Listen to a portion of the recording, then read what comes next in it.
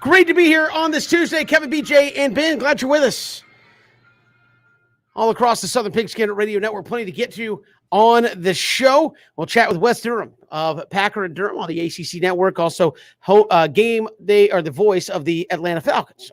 He will join us coming up in the final hour of the program. We'll also talk to Rich Stiles of the Back Nine Boys Golf Show as we are a week out from the FedEx Cup playoff starting. So last chance for guys to get qualified for the FedEx Cup coming up this weekend. Also, coaches polls are out in college football. Some interesting thoughts there as well. We'll get to that as we talk college football throughout the show. But the Braves back tonight against the Reds. We will see Travis Darno back tomorrow. Not tonight. He is catching Ian Anderson at Gwinnett tonight, and then we'll be back with a big club tomorrow. Braves have made a roster move today. A.J. Minter back, and Shane Green designated for assignment. So there you go. That's all the Braves fit to print at this point. Yeah, and I don't know that there's great optimism around Minter, but you can at least say this. When he went down to Gwinnett, Kevin, he really found his stride, was having a lot of success at the end of games, was basically unhittable. So you feel like maybe a confidence boost, could benefit A.J. Minter, and we'll see what role he's used in moving forward. But the Shane Green experiment, just really disappointing when you think about him coming in mid-season. I think expectations were high that he was going to be able to be a guy that could come in and sort of stabilize maybe the seventh inning or so, guys, and that was not the case. I mean, was never able to keep the ball in the park, struggled at those strikes, and the Braves did what they had to do. So you're disappointed with how it turned out with Shane Green, but optimistic that maybe a little bit of a reset can benefit A.J. Minter, but really excited to see Travis Darno back this week, a guy that had a fantastic year for the Braves last year.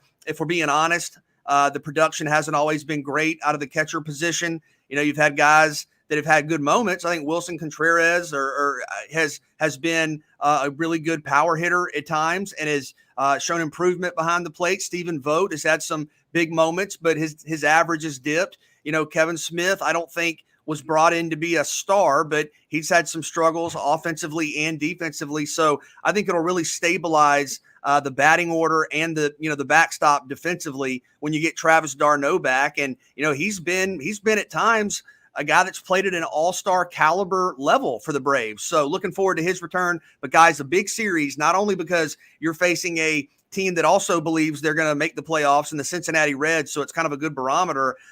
Those Philadelphia Phillies, those first place Philadelphia Phillies are playing the Dodgers this week. So if you can beat the Reds and that series goes maybe as many might think, you might find yourself right there knocking on the door of first place in a couple of days. I mean, Kevin, isn't this kind of going along with the plan of Alex Anthopoulos saying, look, this is why I went a guy who I got at the trade deadline because I knew I was getting certain guys back.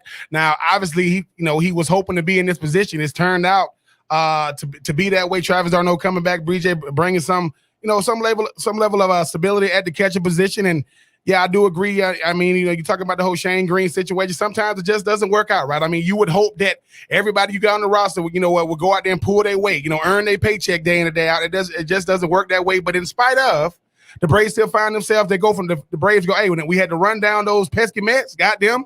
Now we got to run down those Phillies, but you're getting some usual suspects back. You're getting like I said, you're getting a veteran presence back. And sometimes BJ and Kevin is bigger than the numbers, right? Sometimes what do you bring to that locker room? What do you bring to this ball club? I mean, what can you do for the catchers that's, been filling in for you since you haven't been there? And sometimes just having that veteran voice, back in the locker room is always better than just what they doing actually out there on the diamond. But I do think that Travis Darno brings, like I said, that veteran presence, that veteran leadership. And BJ, just like Soler and those guys, you have guys that's back that's played at an all-star level, that's done things in the past that you hope they can do now in the present. I mean, that's the thing about potential when it comes to, but the greatest thing any player has is potential. Most have never shown it. Some have shown it and you want to see it again, but that's the barometer of every player when you're thinking about what these coaches see in these guys. So yes, the Braves had a night off, which is always good. They get to bring back Travis Darno when they do take the mound again. And I think, like I said, I just think for this Braves team, for me, for everything that has happened, everything. Not only are they in the thick of it, I mean, the Phillies should be nervous because the Phillies like, well, dude, like we had our eyes set on the Mets and we forgot them Braves was right there. So now both of us has overcome those Mets. But Kevin, I mean, getting a guy back like Travis Darno, I mean, what does he bring back obviously, he brings back, experience, but what does he bring back to a ball club that when he left, they was kind of chasing the hunter, in a sense. I mean, do you think now with him being back, it gives Braves, even though he's not a pitcher, does it give Braves, a step up as far as like trying to get to where they're trying to get to the end of the season? Well, I mean, he's a winner, and I think that's what you want. I mean, he's a guy that's been a big reason why you've been winning. He's been on winning franchises before.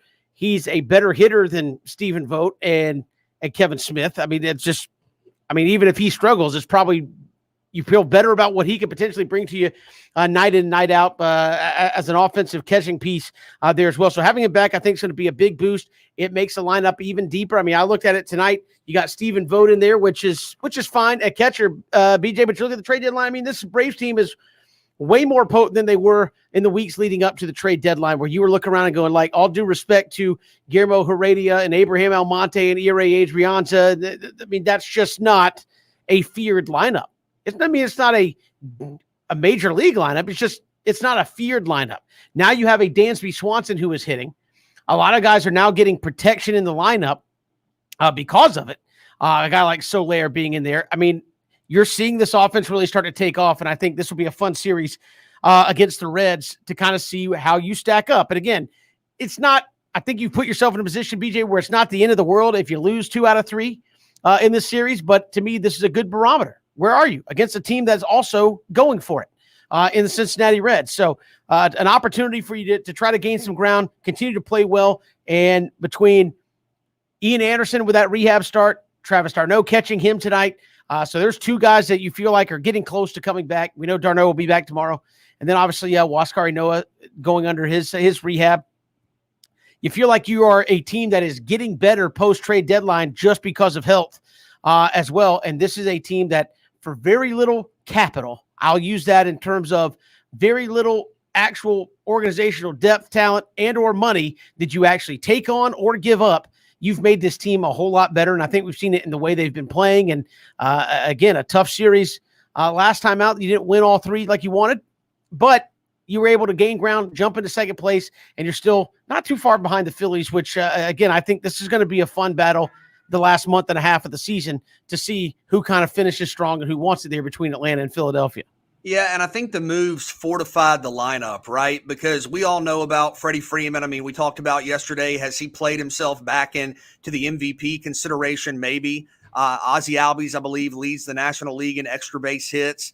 You're talking about a banner season, of course, from Austin Riley. You're talking about rare positional power from Dansby Swanson, but there weren't many proven consistent bats in the lineup. Guys had done a good job, but there weren't bats in the lineup at the bottom of the order like you had at the top of the order. And I think now you've been able to balance it out a little bit because, Kev, you've talked about this. Jorge Soler was not having a great season production-wise in Kansas City, but a couple of years ago, not like 10 years ago, like 2 full seasons ago, he led the American League in home runs.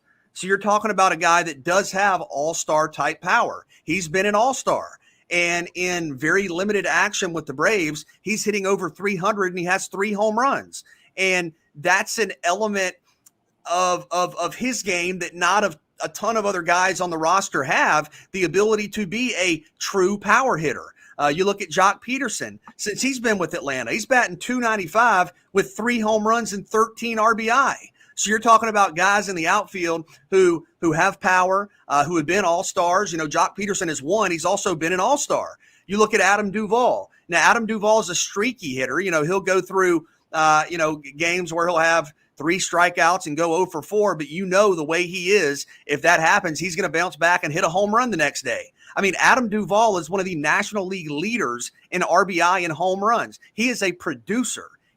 When he hits the baseball, people score. And I think when you look at the lineup now with Adam Duvall, with Jock Peterson, with Jorge Soler, to balance in with the guys that you already have, there's balance now. There's depth now. And I think it's hard to kind of work your way through the lineup if you're an opposing pitcher, right? Whereas maybe in the past, Ben, you could say, all right, I'm going to pitch around Freddie. I'm going to pitch around Austin Riley, and I'll kind of figure it out. Or Ozzie. You can't do that now because guys in the middle of the order, guys in the bottom of the order have power. And I think sometimes, too, when one or two guys have success, it can be kind of, beneficial, can be like a ripple effect through the team. And when you see Peterson out there with big hits, Soler out there with big hits, Duvall out there with big hits, as the new guys, it uplifts everybody and it kind of makes everybody play better. So big series. I think you'll see Atlanta score against Cincinnati. You got to get a big start out of Drew Smiley tonight.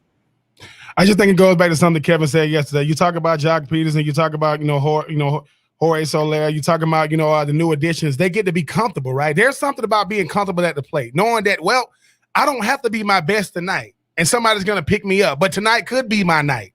And BJ, everybody's get featured in this type of lineup. You mentioned Adam Duvall. You mentioned Jorge. You mentioned Jock Peterson. You mentioned Freddie Free. You mentioned Ozzie. You didn't mention Dansby Mansby. I'm just saying. Don't leave him out with the type of season. I said he has the power. Look, he has the right, Kevin, the first Atlanta Braves shortstop with over 20 home runs in a season. Is that right? He's working on it. Yeah, and again, that goes back to, I think even in the Braves, they haven't had a shortstop in the Braves franchise hit over 20 since 1954. So you're talking about, certainly generational offensive output that you have not seen in a Braves uniform in quite some time. So, yeah, I think Dansby Swanson, everybody likes to hate on him when he's in a funk, but I think more often than not, he's been one of your better offensive producing shortstops that the Braves have had. Is he as good a hitter at times as some others that they've had? I don't know, but he does have the power, and I think defensively he's right there. I think sometimes when he goes in his slump, it tends to be a little prolonged, and people get frustrated with him, and I understand it. Your former first-round number 1 overall pick, I think he was actually the first player taken in the draft out of Vanderbilt, so he was the number 1 pick, and there's a lot of expectations that come with that, but to me, you could do a lot worse than having Dansby Swanson as your shortstop, and when he is rolling, you can see this Braves offense kind of follow suit and really take off at the end of the day. We've got so much to get to, a lot of college football talk to get to here in hour number 1. We'll look at the preseason team out there on southernpigskin.com. Also, who are some of the underachievers? Nobody likes to be labeled an underachiever, but who are some of the big underachievers out there in college football? We'll discuss that, distinction when we return. It's 3 and Out, Southern Pigskin Radio Network. Hit us up on Twitter at Pigskin Radio, streaming live, audio-wise, ESPNcoastal.com. You can also see us video on our Facebook page, our Twitter page, or go to at ESPN Coastal on YouTube, and you can watch the show via YouTube as well. Coming back, we're talking college football next here on 3 and Out.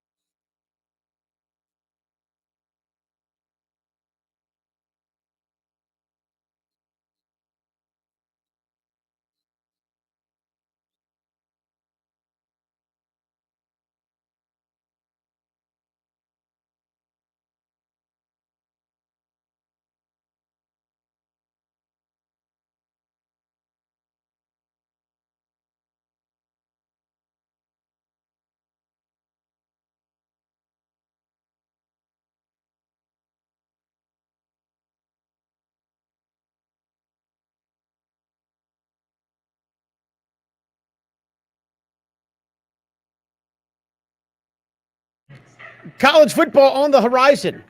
We've got fall camps opening all across college football as we count it down towards the opening Saturday when we get things going in college football. Adam Rittenberg, ESPN.com, came up with a list of the biggest underachievers in college football, kind of tiered out based on varying things that schools have going for them. He said Georgia kind of the inspiration for the underachiever tiers. Like the past 40 years in college football featured some surprising droughts, and he goes on to name a couple of schools, Tennessee, Nebraska, and others. But he says he keeps coming back to Georgia, a job many coaches consider the nation's best, certainly in the top five, has not won a championship, a national title since 1980. Why do you think that is? How do you get a program that has a lot of things going right for it? Certainly money, certainly resources, but it's not cashed in on winning the whole thing since 1980.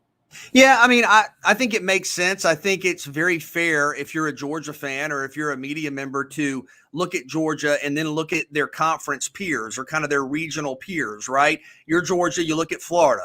Okay, multiple national championships the last 20 years. Tennessee, a national title within the last 25 years. Alabama, 1 billion national championships. Auburn, you got a national championship. LSU, you got a couple national championships. Clemson, you have a couple. Florida State, you have a couple. You look around, and I do think it's easy to go, wait a second, why not us? But I'll also say this. I think sometimes in terms of evaluating the, totality of a program, at least for me, you kind of have to be a little bit careful in getting into the minutia of winning and losing in a championship game, because here's why I'll say that. I've heard a lot of Georgia fans say, well, even Tennessee has a national title the last 25 years. But I would ask this, and I'm not taking anything away from that team. Tennessee is one of the great programs in the history of college football. But would you, in terms of a better performance, would you say that Tennessee beating Florida State with their backup quarterback in 1998 was a dramatically better performance than Georgia going toe-to-toe with the Alabama dynasty and having a big lead for much of the game and losing on a final play on a 2nd and 27? Like, I understand that those margins are kind of what separates winning and losing, but I'll also say this in terms of the totality of the Georgia program. And I'm not disagreeing with this. I'm just saying the way I look at it sometimes is Georgia over the last 20 years has, for the most part, been a top national program, been in the top 10, been in the top 5. Tennessee has not. You look at UCLA, they have not. Texas A&M, great last year. For the most part, they have not. And I think sometimes we look at teams that are top 10, top 12, but don't have the national title, and we go, oh, man, well, they're not. I mean, there's something to be said for being a national program, and understand that contextually within those 20 years, Georgia has had multiple instances where they were national championship good. Okay, and keep in mind, some of Georgia's best teams, had they had the opportunity to play in a 4-team playoff, probably would have won a national title. And I go back to 2002. Florida had a really talented junior tight end that made one play that kept Georgia from winning a national championship. Does that one play mean that Georgia wasn't national championship good? Or is that a reflection that their program is not elite? You go back to a couple of years ago. If one play goes a little bit differently, Georgia's won a national championship, and we're sitting here talking about how Georgia's right up there, with Ohio State and maybe Oklahoma as the top program in the country after Alabama and Clemson. So for me, I think you have to be careful not to let that one play, that one blown coverage, that one controversial offsides penalty be the difference in Georgia being an elite program and not being an elite program.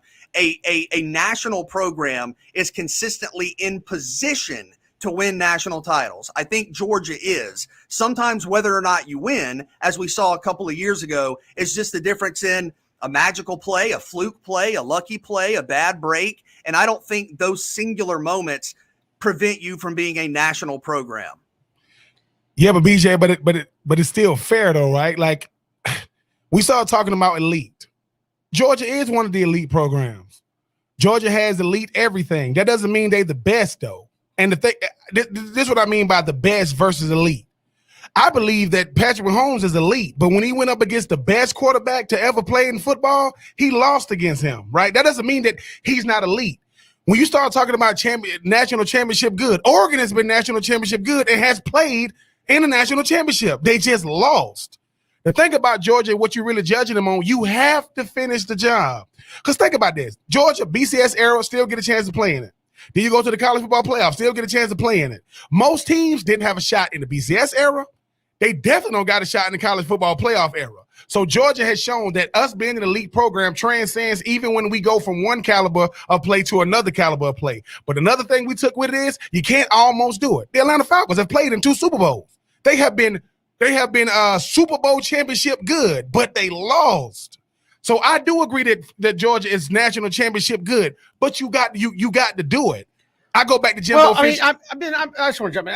I'll let you finish, but I think the reason you put Georgia in this conversation, and I only say that, like, we probably wouldn't be making as big a deal out of it, is because of where they play. I mean, if Georgia played in the Big 12 or the Big 10, would you be having this conversation about them as consistently good as they've been? Or would you say the same thing, like they haven't won yet? Michigan got one in 2004, BJ, but as you said, largely they've been kind of not really legitimately in that picture for much of that. I think we had the game of the century with Michigan and Ohio State about a decade ago. And since that time, Michigan, I mean, they haven't beat Ohio State in close to that time. And they've been kind of a middle of the road Big Ten team. So, I mean, are they underachieving or are they just simply not getting? I look at Jordan, as you said, I think the difference, Ben, is that Jordan has consistently put themselves in a position to be in the discussion to win it. I don't know if that may be unfortunate. I don't know if that qualifies as underachieving. I think underachieving would be you were good enough and you're like 7-5. Like, I think Auburn would be a team that you could say underachieve some. Not that they haven't won, but it's like you think they're going to be 9-10 win good and they win 7 or they win. I think that could be considered underachieving. I don't know if what Georgia does consistently year in and year out is considered underachieving in my estimation. Yeah, and Ben, this is all I'm saying. You know, to kind of draw a comparison to the Falcons thing. Yes, the Falcons have had a couple of Super Bowls. They've also had a couple of 4-win seasons in that stretch. Mm-hmm. You know, they've also gone, 4, 5, 6 years in a row without making the playoffs in between those Super Bowls. And I look at Georgia, and for the most part, right, I understand you had the 1 year where you lost to Boston College in the Music City Bowl or whatever it was. But for the most part, under Mark Richt and Kirby Smart, you've been an elite program nationally. You've been in the top 10. You have competed for conference championships. You have competed for national championships. And when I evaluate the totality and the comprehensive nature of a program, because to me, a program is kind of a macro evaluation. To me, a program is not, oh, well, you gave up a 2nd and 27 on a blown coverage in a game where you dominated and you lost a game that you did not trail for 1 second in all of regulation, and you lost on maybe the greatest throw in the history of college football. To me, I don't look at that and go, well, that means you're not an elite program. But if that pass would have been 2 inches longer and Devonta Smith wouldn't have caught it, you would have been a great elite national program. Programs are determined over the macro. When you lose a game by 1 play, that's a player making a play or not making a play. To me, that's not representative of the totality of a program. When I look at a program, for me, and I understand it's just me, my evaluation is, are you in contention for a national championship more years than not? And I'll give you a couple of examples outside of Georgia, because I know Georgia fans are thinking, oh man, we should have a national title. Maybe, but I think a lot of people can play that card. Florida State has made, finished in the top 4 or 5, 15 years in a row. They didn't win the national title every year. Florida is one of the great programs in the history of college football. Florida has 2 national titles in the last 15 years. How many undefeated seasons has Florida had? 0. So does that mean Florida's not an elite program because they've never once in the history of their program had an undefeated season? The way I look at it is, if you get caught up in the minutia of one game here or there, even in the national championship, you kind of lose sight of the broader success. And I get it. I understand Georgia fans are hungry for a national championship. And I agree with a vast number of the points in this story. I just think, for me, when I look at a program like Georgia, like Kevin said, that puts itself in a position every year, and then I compare it to a UCLA. I mean, I'll ask both of you guys, who's UCLA's last big win? Give me a big win. I don't know. I mean, anytime I see UCLA playing on those ESPN classics, it's always like late 90s, early 2000s. And I'm not picking on UCLA. Like I mean, they haven't really been relevant since then. Like Texas A&M, who are their last 2 or 3 big wins? Texas, Michigan, Who are their last big wins? I think there's something to be said for putting yourself in a position to win a national championship. Now, whether the ball bounces your way or not, or you become victim of the greatest throw in the history of the game, I think some of that stuff just happens. I don't think it means you're not a great or national program. I'm not saying that either. I never ever said that Georgia is an elite. They are one of the elite programs in the country. I'm not saying that Georgia is a national championship good. Most of the time, they are going to be national championship good. But the thing about Georgia is, it's something Kevin said. You get judged by the company you're around. You get judged by the conference that you're in. If you're just, once again, take away the fact that we know about college football. We are hearing about this SEC. So we pick up an SEC book. And we go from 2000, just say from 2000 till now. I'm just going to start at 2000. And I'm looking at, because the SEC won the national championship every single year until Florida State broke that up. It was literally an SEC school every year until Florida State broke that up. I'm just saying Georgia is judged on the fact that it can win the Natty. That's what they're being judged on. Because when it comes to everything else, recruiting, top 1, top 2, facilities, top 1, top 2, infrastructure, top 1, top 2. Coaching. So what I'm saying is, I'm only saying that Georgia is underachieving because you have to achieve that. Their goal is, it's kind of. I know it's crazy, but it's like what Kobe established when the Lakers. He goes, look, man, if we don't win the championship, it's a failure. People are going to do that's kind of crazy. No, that's the expectation. Let me ask you this, Ben. Let me ask you this. I'm just curious, kind of frame of reference wise. You look at a program like Oklahoma. They've had multiple Heisman winners the last couple of years. They've been in the college football playoff almost every year. They've had, some of the great coaches in the history of the game. They've won one national title since '85. They've won one. They've won one national title since '85, and they've not won one in the last 20 years. Is Oklahoma not an elite program? No, I don't think we talk about. But okay, we're not talking about elite. We're talking about underachieving and not. Let me ask you this then. But hold on. Oklahoma's won like 10 of the last 12 conference championships. Yeah, they have multiple Heisman winners, but they haven't won a national title in 20 years. Are they underachieving? No, I don't think they're underachieving, BJ. But the whole thing about it is too. At a certain point, you want to be able to break down that door. I think that's what they're talking about with Georgia. It's like, hey, yeah, certain teams have only won one. The team with the second most national championships in the SEC behind Alabama in the last 20 years is who? LSU. They've won 3, right? Florida's won 2. Auburn's won 1. And I think what they're judging Georgia is on the fact that they keep on saying they keep banging at their door. Eventually they're going to knock it down. Well, they just haven't knocked it down yet. Oklahoma, like you said, BJ, back-to-back, like you say, programs, back-to-back number 1 overall picks, back-to-back Heisman Trophy winners. When's the last time Georgia had a Heisman Trophy candidate? See what I'm saying? Elite programs, certain things are coming out of them: coaching, infrastructure, players, championships. Georgia got most of those things, but then they'll say, no, they don't got that yet. They don't got. So that don't mean you don't judge elite programs these same. Sometimes, certainly, you judge them on the regular season. Well, Georgia is a postseason, expectation-driven team. It's based off what they do in the postseason, not bowl games. But SEC championship games and national championship games, and right, wrong, indifferent, that's how the elite programs should be judged, because before the season starts, it's only 8 to 10 teams that get a shot to play for the college football, for the national championship. Georgia's one of those teams. And until they raise that national championship flag, right, wrong, indifferent, people going to say they underachieving. I guess, but let me ask this too, because this is what I mean by the kind of the minutia of winning and losing. Just play along with me here. Let's say Georgia makes the Final Four this season. They win the semifinal. They make it to the national championship game. They play whoever, okay? Let's say, for sake of argument, they play Oklahoma in the national title game. Oklahoma lines up for a 47-yard field goal at the end of the game. Georgia's winning by 1. If Oklahoma's kicker, something that has nothing to do with Georgia, makes that kick, Georgia's an underachieving program. If Oklahoma's kicker pushes it 6 inches to the right, Georgia is, yet again, disappointing and is not reaching their full potential. So I always hesitate about one play or 2 or 3 plays being the difference, because, again, you talk about Georgia's got to finish the drill. Georgia against Alabama a couple of years ago did not trail for 1 minute in regulation. They were beaten by maybe the greatest throw in the history of a national championship game. If that throw is 1 inch longer, something that has nothing to do with Georgia or how well they played, Georgia wins, and we're talking about a totally different program. So that's why I think when you get into kind of the details of, well, this guy made a kick, or this junior tight end had a career day and caught a touchdown pass in the end zone, those aren't things that are reflective of Georgia's program. But it is, because the thing is, Georgia's playing somebody else. Like when you say, well, Georgia's offense had nothing to do with it. Yeah, the Georgia's defense did.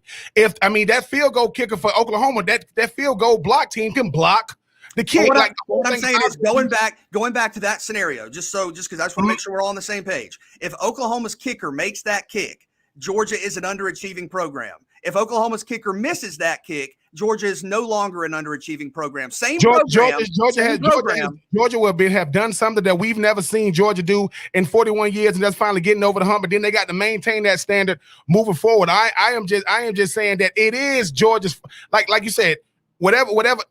When Jameis Winston and those boys won the national championship, everybody knows where they throwing the football to Kelvin Benjamin. They still threw it to him. He caught it. People don't realize Chris Davis is the reason why they was in that position. Right, wrong, you're going to get judged from the good and the bad. I mean, you talk about a team that didn't trail. Atlanta didn't trail for 1 second against New England, and they lost. They didn't trail for 1 second during the game. I am saying, BJ, it is not fair, but that is the barometer. Georgia is the elite of the elite. And people are going to say, well, the elite of the elite have one thing in common. What? They've won a national championship. They've been the last team standing. I'm not saying Georgia won't do it. They just haven't done it. And they're going to be judged on that until they do. We've got more to come here on 3 and Out. We can debate that, obviously, until the cows come home or the dogs come home, as the case may be in this argument. We'll come back. Southern Pigskin, you got the preseason team posted up there. We'll talk about that. There's a lot of preseason things coming out, preseason team, preseason coaches poll out as well. We'll hit that this hour. It's 3 and Out on the Southern Pigskin Radio Network.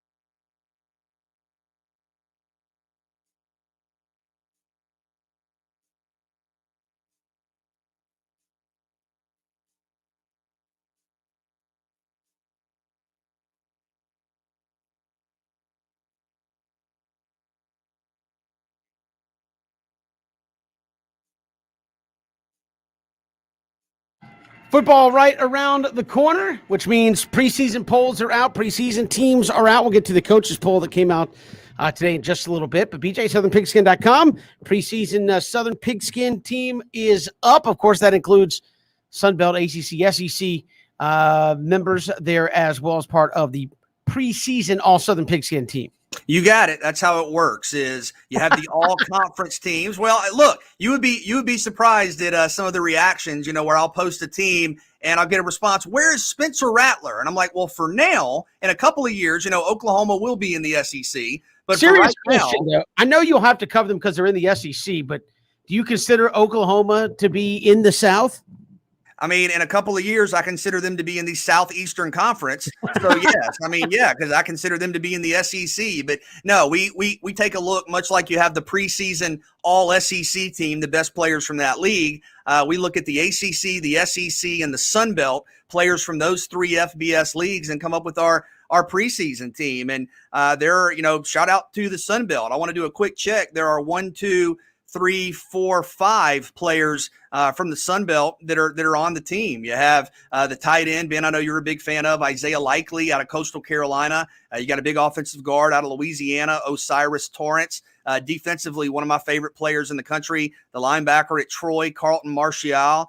You have Chris Smith as a kick returner out of Louisiana, and Georgia Southern represented as a Caleb Hood is our first team punt returner. And last year as a sophomore, Caleb averaged over 10 yards per punt return, had a punt return he took back to the house against FAU. Big play in that win for Georgia Southern. So congratulations to Caleb Hood being on the team there out of Georgia Southern. But listen, you're talking about the best players out of Alabama, out of Clemson, out of Georgia, out of LSU, out of Florida. It's really difficult to decide on a couple of guys. I'll give you, for example, I had a really tough time. We had a really tough time with the skill positions, trying to figure out who the best running backs, the best wide receivers, the best tight end was. Ended up going with Kevin Harris and Tank Bigsby, both out of the SEC. Went with Isaiah Likely, Ben, at tight end, who's kind of a field-stretching, downfield playmaker. And then you want to talk about a defensive line, trying to pick defensive linemen out of the SEC and ACC. Ended up going with a couple of guys out of the ACC, a couple of guys out of the SEC. Got Jordan Davis from Georgia on the team. But you're talking about NFL guys. You're talking about All-American type players. And, yes, the Sun Belt very well represented as well. Yeah, BJ, I mean, when we were trying to go through this list, you was asking me different guys. I mean, look, I'm going to say this. We could take all these guys off the list and do a total different list, and you wouldn't be wrong. I mean, it's not as if, certain guys are just miles and miles ahead. If you would have put DJU, instead of Sam Howell, you wouldn't have Isaiah Spiller on. You could have had a lot of different guys, but that's what makes this list unique, right? When you start, I mean, when I'm thinking about putting together these lists, I mean, the guy on here to me is the most impressive. It's Jalen Catalon, the freaking safety out of Arkansas. If you haven't had a chance to see this kid play, he's one of those great safeties, BJ. And it's not because and people go, so why he go to Arkansas? No, it's not that he chose to go to Arkansas. Would be on this list no matter what team he was on. I mean, BJ, you start talking about a guy like Jordan Davis at Georgia who decided to come back. He's the headliner. You talk about these Clemson defensive linemen. And that's the thing. Georgia, it's considered, we were just talking about them before. They have one guy on this list, and that's Jordan Davis. That's how good the competition is around them. So, BJ, once again, I thought it was cool. We were just talking about underachieving as an elite program. Well, a lot of these guys on this list are at elite programs. I mean, people start talking about, well, North Carolina is an elite program. I would beg to differ. I mean, because you judge elite programs differently. And something we were saying, too, I mean, when you start talking about, some of the, people like, players on here from Troy and Georgia Southern. Well, yes. I mean, I'm sorry. They play football there too, and these are some of the best players in the country. So yeah, I mean, BJ, I know these lists probably be having people up in arms. I mean, I be trying to see who be, feeling a certain type of way, because preseason list gets people excited about players to watch. That's AKA players to watch this season. But yeah, the list is incredible. I mean, I know that when you start talking about Mr. Harris. At South Carolina, BJ, a headliner who, if he can get some help, I mean, I think him and Tank Bigsby out of Auburn are kind of the same boat, right? They're going to be looking for them to kind of make sure this offense stays afloat while these quarterbacks, get in rhythm. But yeah, great list. And I know, BJ, some people are going to be feeling a certain type because maybe their name didn't make it. Well, I mean, you make a list. You could make a list of the top 5 blue crayons, and people would be upset, that their favorite shade didn't make the list. That's just how it goes. Yeah. But I mean, Kevin, you know this. I mean, we've all put together these lists together. I mean, it's really tough. Like, I'll sit here and just stare at the sheet of paper for 30 minutes going, I can't post this unless this guy's on there. And, or I don't know who to choose. But I think it's a really cool way just to recognize the best players in the region. And, we do take pride in being able to spotlight Sunbelt players. And, you mentioned the linebacker from Troy, just doing research. Carlton Martial, Ben, who you and I saw in person a couple of years ago when Troy played Boise State. You're talking about a guy who, if he has an average season this season compared to his last couple, he will become the first FBS player this millennium with 420 tackles and 50 tackles for loss in a career. So you have guys like Carlton Martial who are All-American good, who are historic playmakers, and it's cool to be able to spotlight them. But yeah, I mean, it was really tough at quarterback. Do you go Sam Howell? Do you go Matt Corral? Do you think about JT Daniels? And Kevin, he hadn't done it yet. Go ahead and shout out Kyer Elam, deserves to be on there. One of the best players in the country, maybe a top 2 or 3 corner around the country, and he's a star, deserves to be up there. So check it out there. Sorry, but we got to go. Check it out, southernpigskin.com. All Southern Pigskin preseason team. The coaches poll preseason is out.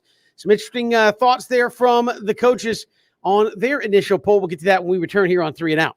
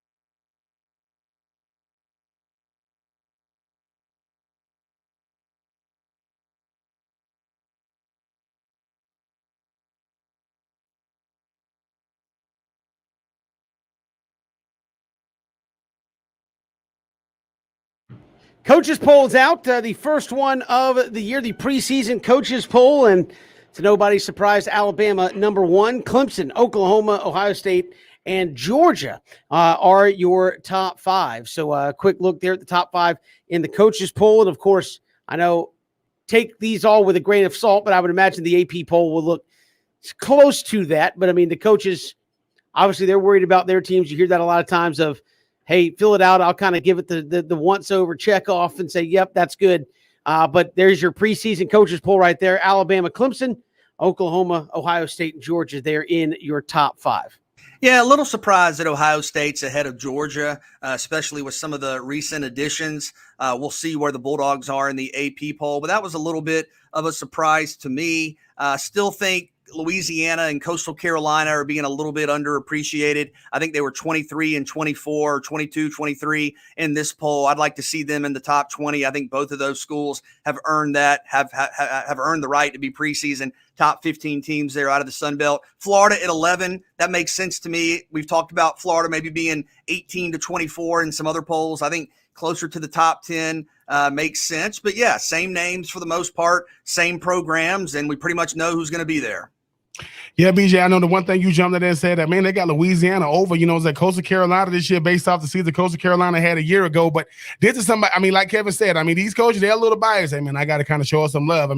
Florida State got a vote. You know what I'm saying? It's not like these coaches don't think more of their programs. Plus, we judge programs off of what they've done in the past and what they've done the previous year. So that's why you kind of be seeing the way it is. But Kevin, different years, same thing.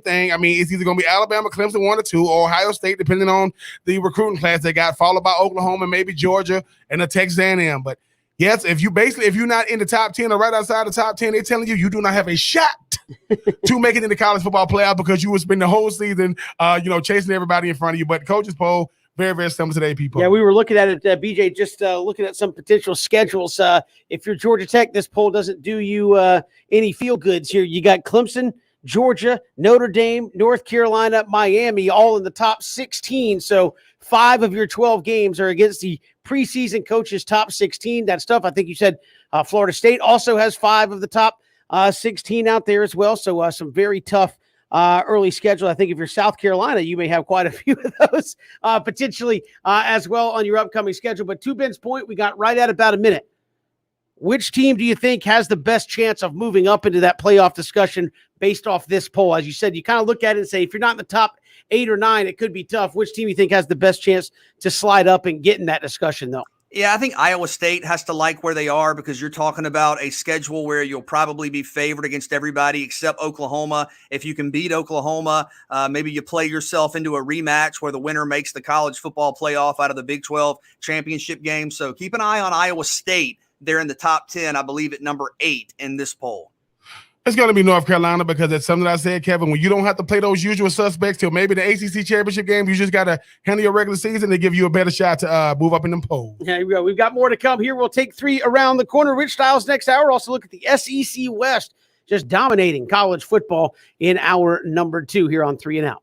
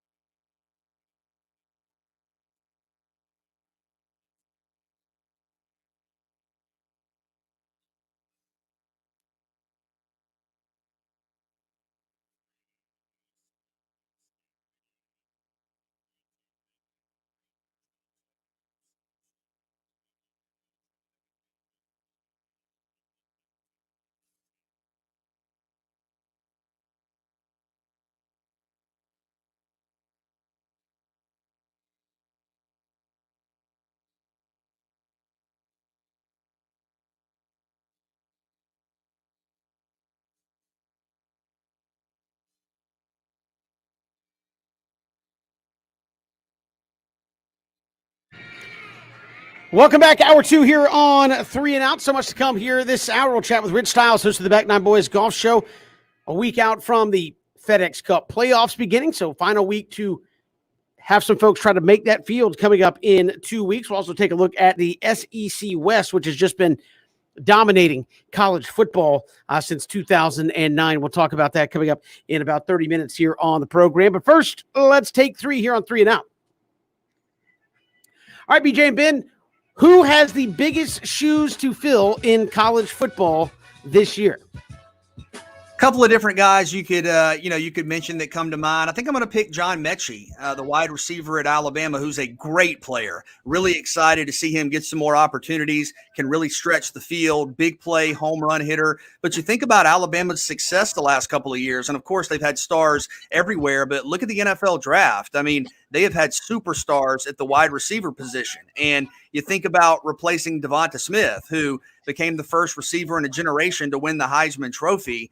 His production, Jalen Waddle when he was healthy. You think about Jerry Jeudy and Henry Ruggs in recent years, and just the full kind of depth chart they've had of NFL wide receivers. Well, you don't have a ton of proven experience at that position this year. You got a new quarterback you're going to have to help out, make plays for.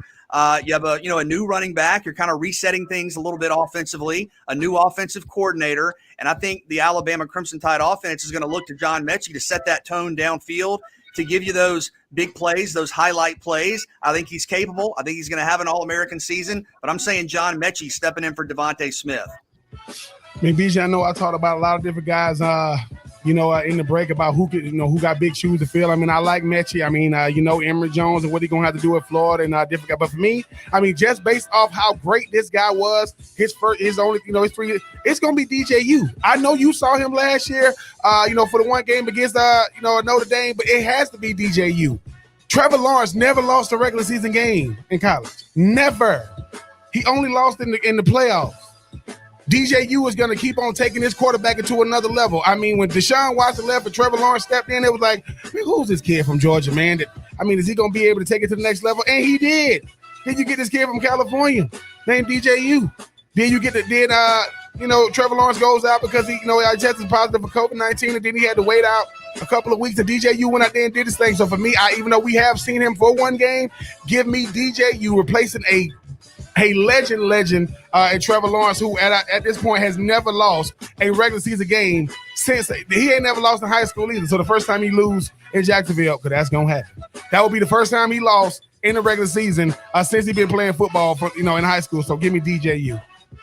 Yeah, even those guys stepping in for guys that are expected to win the national championship is going to be unbelievable pressure there. Bryce Young there at Alabama. Hey, man, all the guys who came before you did was win national championships, Heismans, and the like. Go get them, man. It's good. Unbelievable. All right, moving along, take 2. Veron Haynes' son, Justice Haynes, is one of the biggest running back recruits in the 2023 class. Which athlete that is the son of another athlete makes you feel old? Well, the true answer is a lot of them. But if I have to pick one, I'll say Frank Gore Jr. because I still, Frank Gore has been such a consistent playmaker and producer, so prominent in the NFL over the last, decade and a half, and played with the Jets last year. And you're thinking about Frank Gore, and then you go, wait, Frank Gore Jr.'s in college and he's balling and he's one of the best running backs in the country there at Southern Miss. And, dad is still in the NFL, at least last year, again, was with the Jets. And son is doing his thing in a big way at Southern Miss. And every time I see that, I just go, man, I am old. So shout out to Frank Gore and Frank Gore Jr. Oh, man. I played with this guy named Alex Brown when I was with Florida. Played with him for 2 years, and I remember he got married when he was in college, and I remember he had his son right when he was leaving college. Talking with AB, not too many months ago, man. I said, man, I see everything you're doing, AB. He said, yeah, man, my son by the end of college. What? Yeah, man, he's a sophomore in college at Mercer. What? Wait, what? So yes, I mean when I have a teammate who has a son who I remember when, I said, oh, man, he's spitting up a little bit, man. You got to give him his bib. No, now he's out there, hitting dingers, Kevin, out there, hitting bombs, for the Mercer boys. So Alex Brown and And in a close number 2, BJ, I got I never had a chance to play with him, but seen him. Old Peter Ward Jr. Not only do he make me feel old that Peter Ward Jr. is going to college, he's going to play at FAU for old Willie Taggart. I saw shout out to Peter Ward Jr. I said, man, all these juniors, man. So shout out to Alex Brown's son and Peter Ward Jr. making your partner feel real old. Because the fact that last time I saw you couldn't talk, and now you calling me sir, don't call me sir. I work for a living, young man. Look, there's a lot that make me feel. I guess because I watch a lot of baseball, but the half the Toronto Blue Jays team, you got Vlad Jr., you got Bo Bichette, and you've got Kevin Biggio, who I watched all their dads play. And so, when my sons are watching, I'm like, yes, son, I remember when their dad. I watched the dad, and now that's one thing that's been said. Their kids are in college. Their sons are playing Major League Baseball. They have gone through the system, and they're now in Major League. That made me feel really old. I'm like, I remember when his dad played, and now he's playing. No, this will really make me feel old. I'm happy. What makes me feel old is our good old producer, Christian Gokel. You know why? Because when I first meet Christian goes, "What's up, Christian Gokel?" That was the first week. The next week, Christian goes, "You ruined my childhood for me." What you talking about, man? I'm just saying, dude. Just drop the pass. I'm 10 years older than Christian, but Christian still make me feel old because, number one, I'm like, yeah, Christian, I really enjoy working here. And every time I look at you, I go, I ruined the childhood. Thanks a lot, Christian. You make me feel old for, just going out there doing what I was trying to do, but I ruined things for you. Christian, all you got to do is drop it. I mean, me and Christian, we got a lot better since then, but yeah. Christian make me feel old, one, by letting me know, you old guys, every other chance you get a chance to get. But, I mean, at the end of the day, there are people on this network older than me, and I'm not talking about Kevin. You know who you are. May God bless you. Who are you talking about? I don't know. I don't know who you're talking about because you ain't talking about me. I don't know who you're talking about. Anybody talking about you? I mean, first and foremost, BJ. Number one, I don't want to hear anything else about bringing anybody into things because yesterday, August the 10th. I mean, August the 9th. Somebody was like, I don't want to bring up that Dion is the man. I'm just saying, BJ. No one's talking about you. I wasn't talking about Kevin either. I'm the youngest person on the show, so deal with it. I'm just saying, okay, that's fine. Look, it's fine. We're all old. We're getting there. But, yeah, there's certain times when you feel – like I said, there's a couple moments. I said this yesterday on the show. No, Christian will go through this because Christian's passive where you go through a stage where you're like, all right, literally everybody playing college football is now younger than me. I get it. Christian in the not-too-distant future is going to wake up in about 5 or 6 years ago, 95% of the dudes in the professional sports realms are all younger than me. Yeah, outside of Vince Carter, bro. As long as Tom Brady's still playing, you're fine? Okay, well. No, I'm just saying my barometer of how old I used to be was somebody born in 1990, right? Man, people born in 1990. My cousin was born in 1990. I saw a man, how you doing? How old are you? I'm 31. Jesus. I'm just saying. So, no. Who really makes me feel old? And I'm going to leave it alone. Kyle Pitts. You know why? Because I was blessed enough to be able to, do his voiceover when he got drafted. I got to college in 2000. Kyle Pitts was born in 2000. No, there are professional athletes who their birth date is 2000 and. If you say 2000 and, it literally hurts my heart. Look, man. I mean, 2001. You were born. No. You get to go speak at these schools and kids go, hey man, I remember you growing up. Man, when were you born? 98, 99. I'll be like, it's going on over there, man. I don't want to talk. So to you were man. 6. I'm gonna say you. No, yeah, that's what I'm saying. I mean, they were like, hey man, what used to happen in the early 90s? Kevin, here's what I want to know. I'm pretty sure you were in college when I was born. Maybe what year? Early 90s. Early? No, don't rush me. I was late 90s. Oh, okay. All right. I know you were in high school when I was born. Probably. Kevin's like, hey, listen, it's like fine wine. We only get better with time. And say something about it. We're gonna slap you in the face. I was in high school wearing my jeans and my flannel shirt. Talk about it. He's like milk, is that what you said? I eat like ketchup. Oh man. That's no comment. I can't say anything when it comes to teasing people about their age. Not on this show, anyway. Yeah, you can, Kevin. No, get them off you. Not till we're joined by Rich Styles next. Well, I mean, I got to be younger than somebody. No. We can't tell the truth now. I mean, Christian, when you was out there playing golf with Rich, I mean, how many times you said, "What's up, old timer"? How many times did the word "old" come out your mouth when you was playing with him? I mean, he did tell me what it was like to play golf with Abraham Lincoln. We'll ask about that. Honestly, hell of a 3-wood. Yeah, what was that like in Southern Illinois playing with Abe back in the day? Love you, Rich. We'll talk to you in a minute. As Rich Styles joins us when we come back, that's take 3. We do it each and every day at this time. We'll talk to Rich. We'll break down the SEC West and more. It's 3 and Out on the Southern Pigskin Radio Network.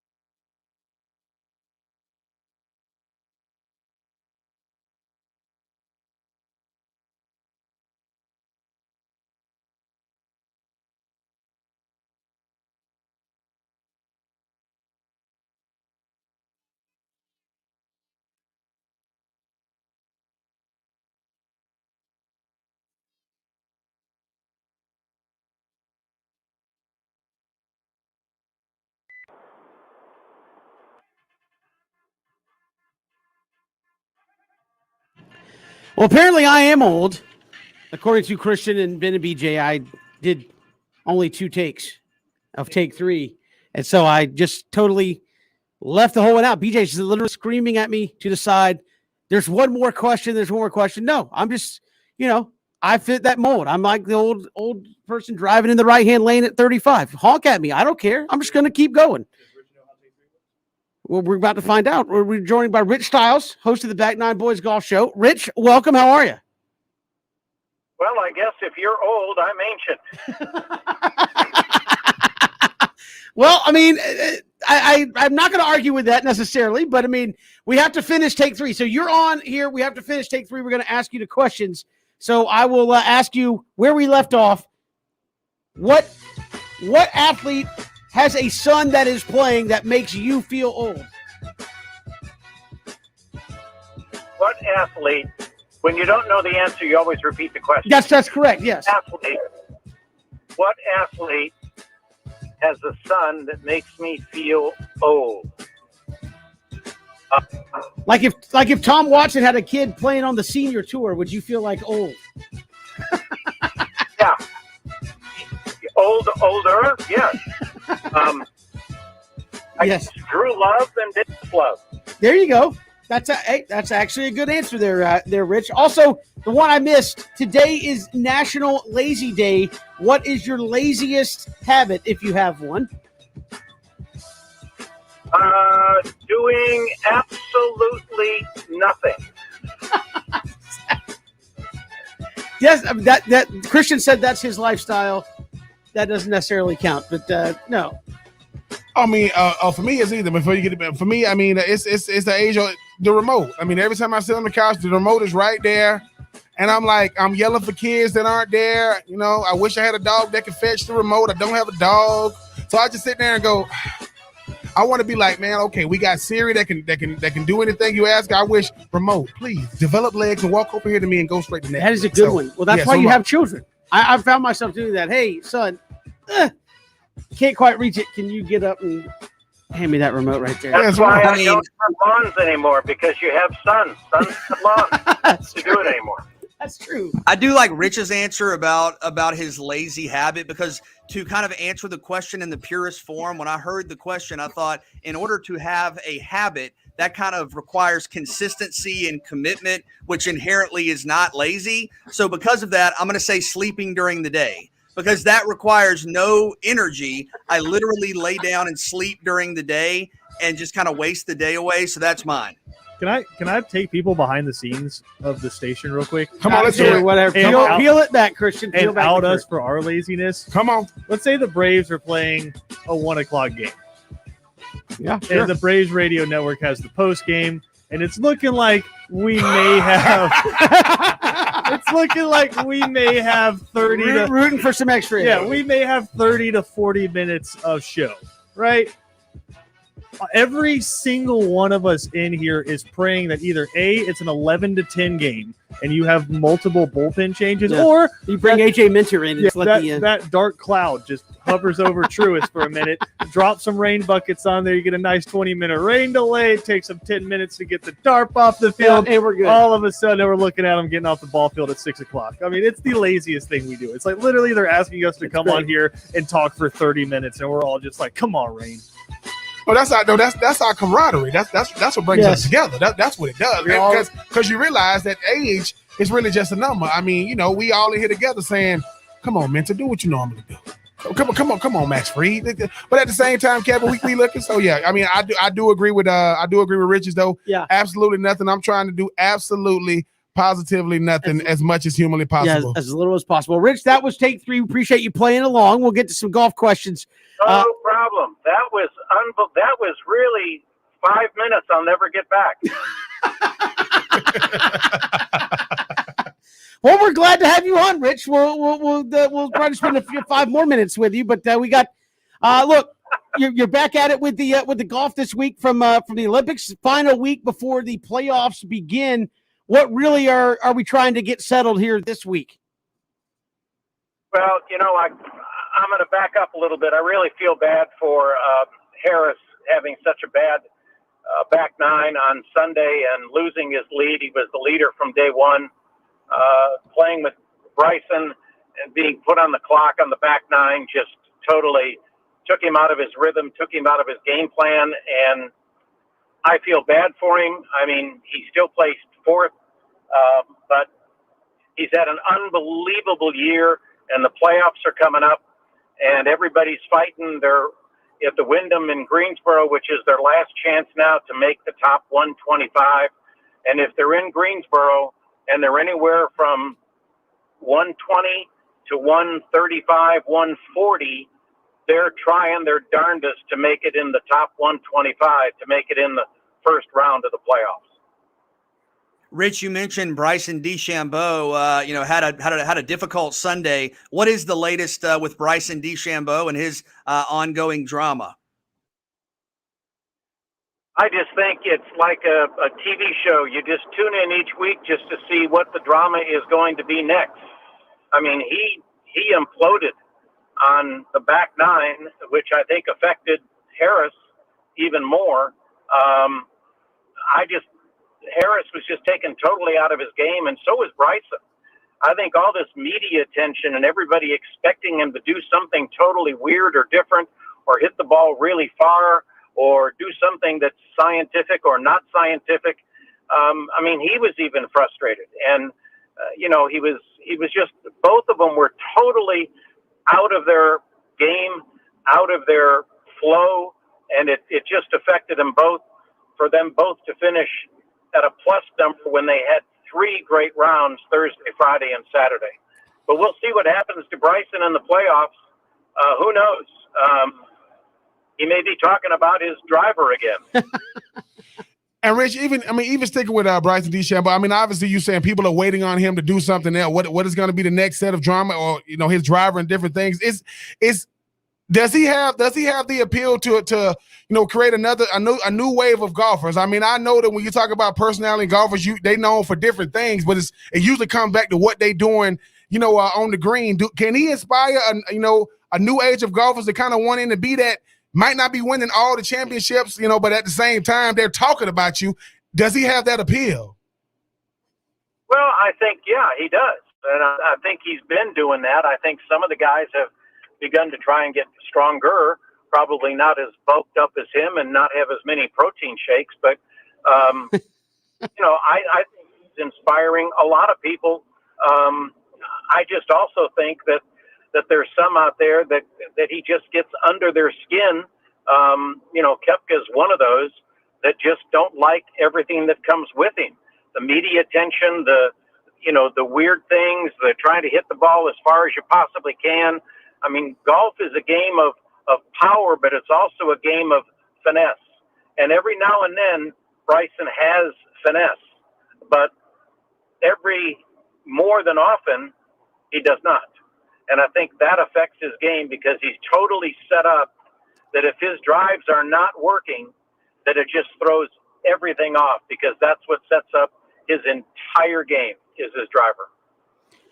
He's not exactly winning friends out there each week, is he, Rich? I mean, this is, it seems like the more he's out there, the more people kind of get fed up with his act, I guess. Is that a fair assessment, or am I just reading too much into it? No, I think that is a fair assessment. I think, the media is getting a little bit irritated, smart cracks at the media press conferences, during interviews that he has. I'm just trying to hit the ball as far as I can. Well, okay, great. But, he's won some tournaments, but he won a lot of tournaments before he got into this Hulk Hogan type, feeling that he had, that he wanted to have that physique. And I just think that the media is just, what's he going to do this week? Rich, what do you expect to see at the Wyndham Championship in the next couple of days?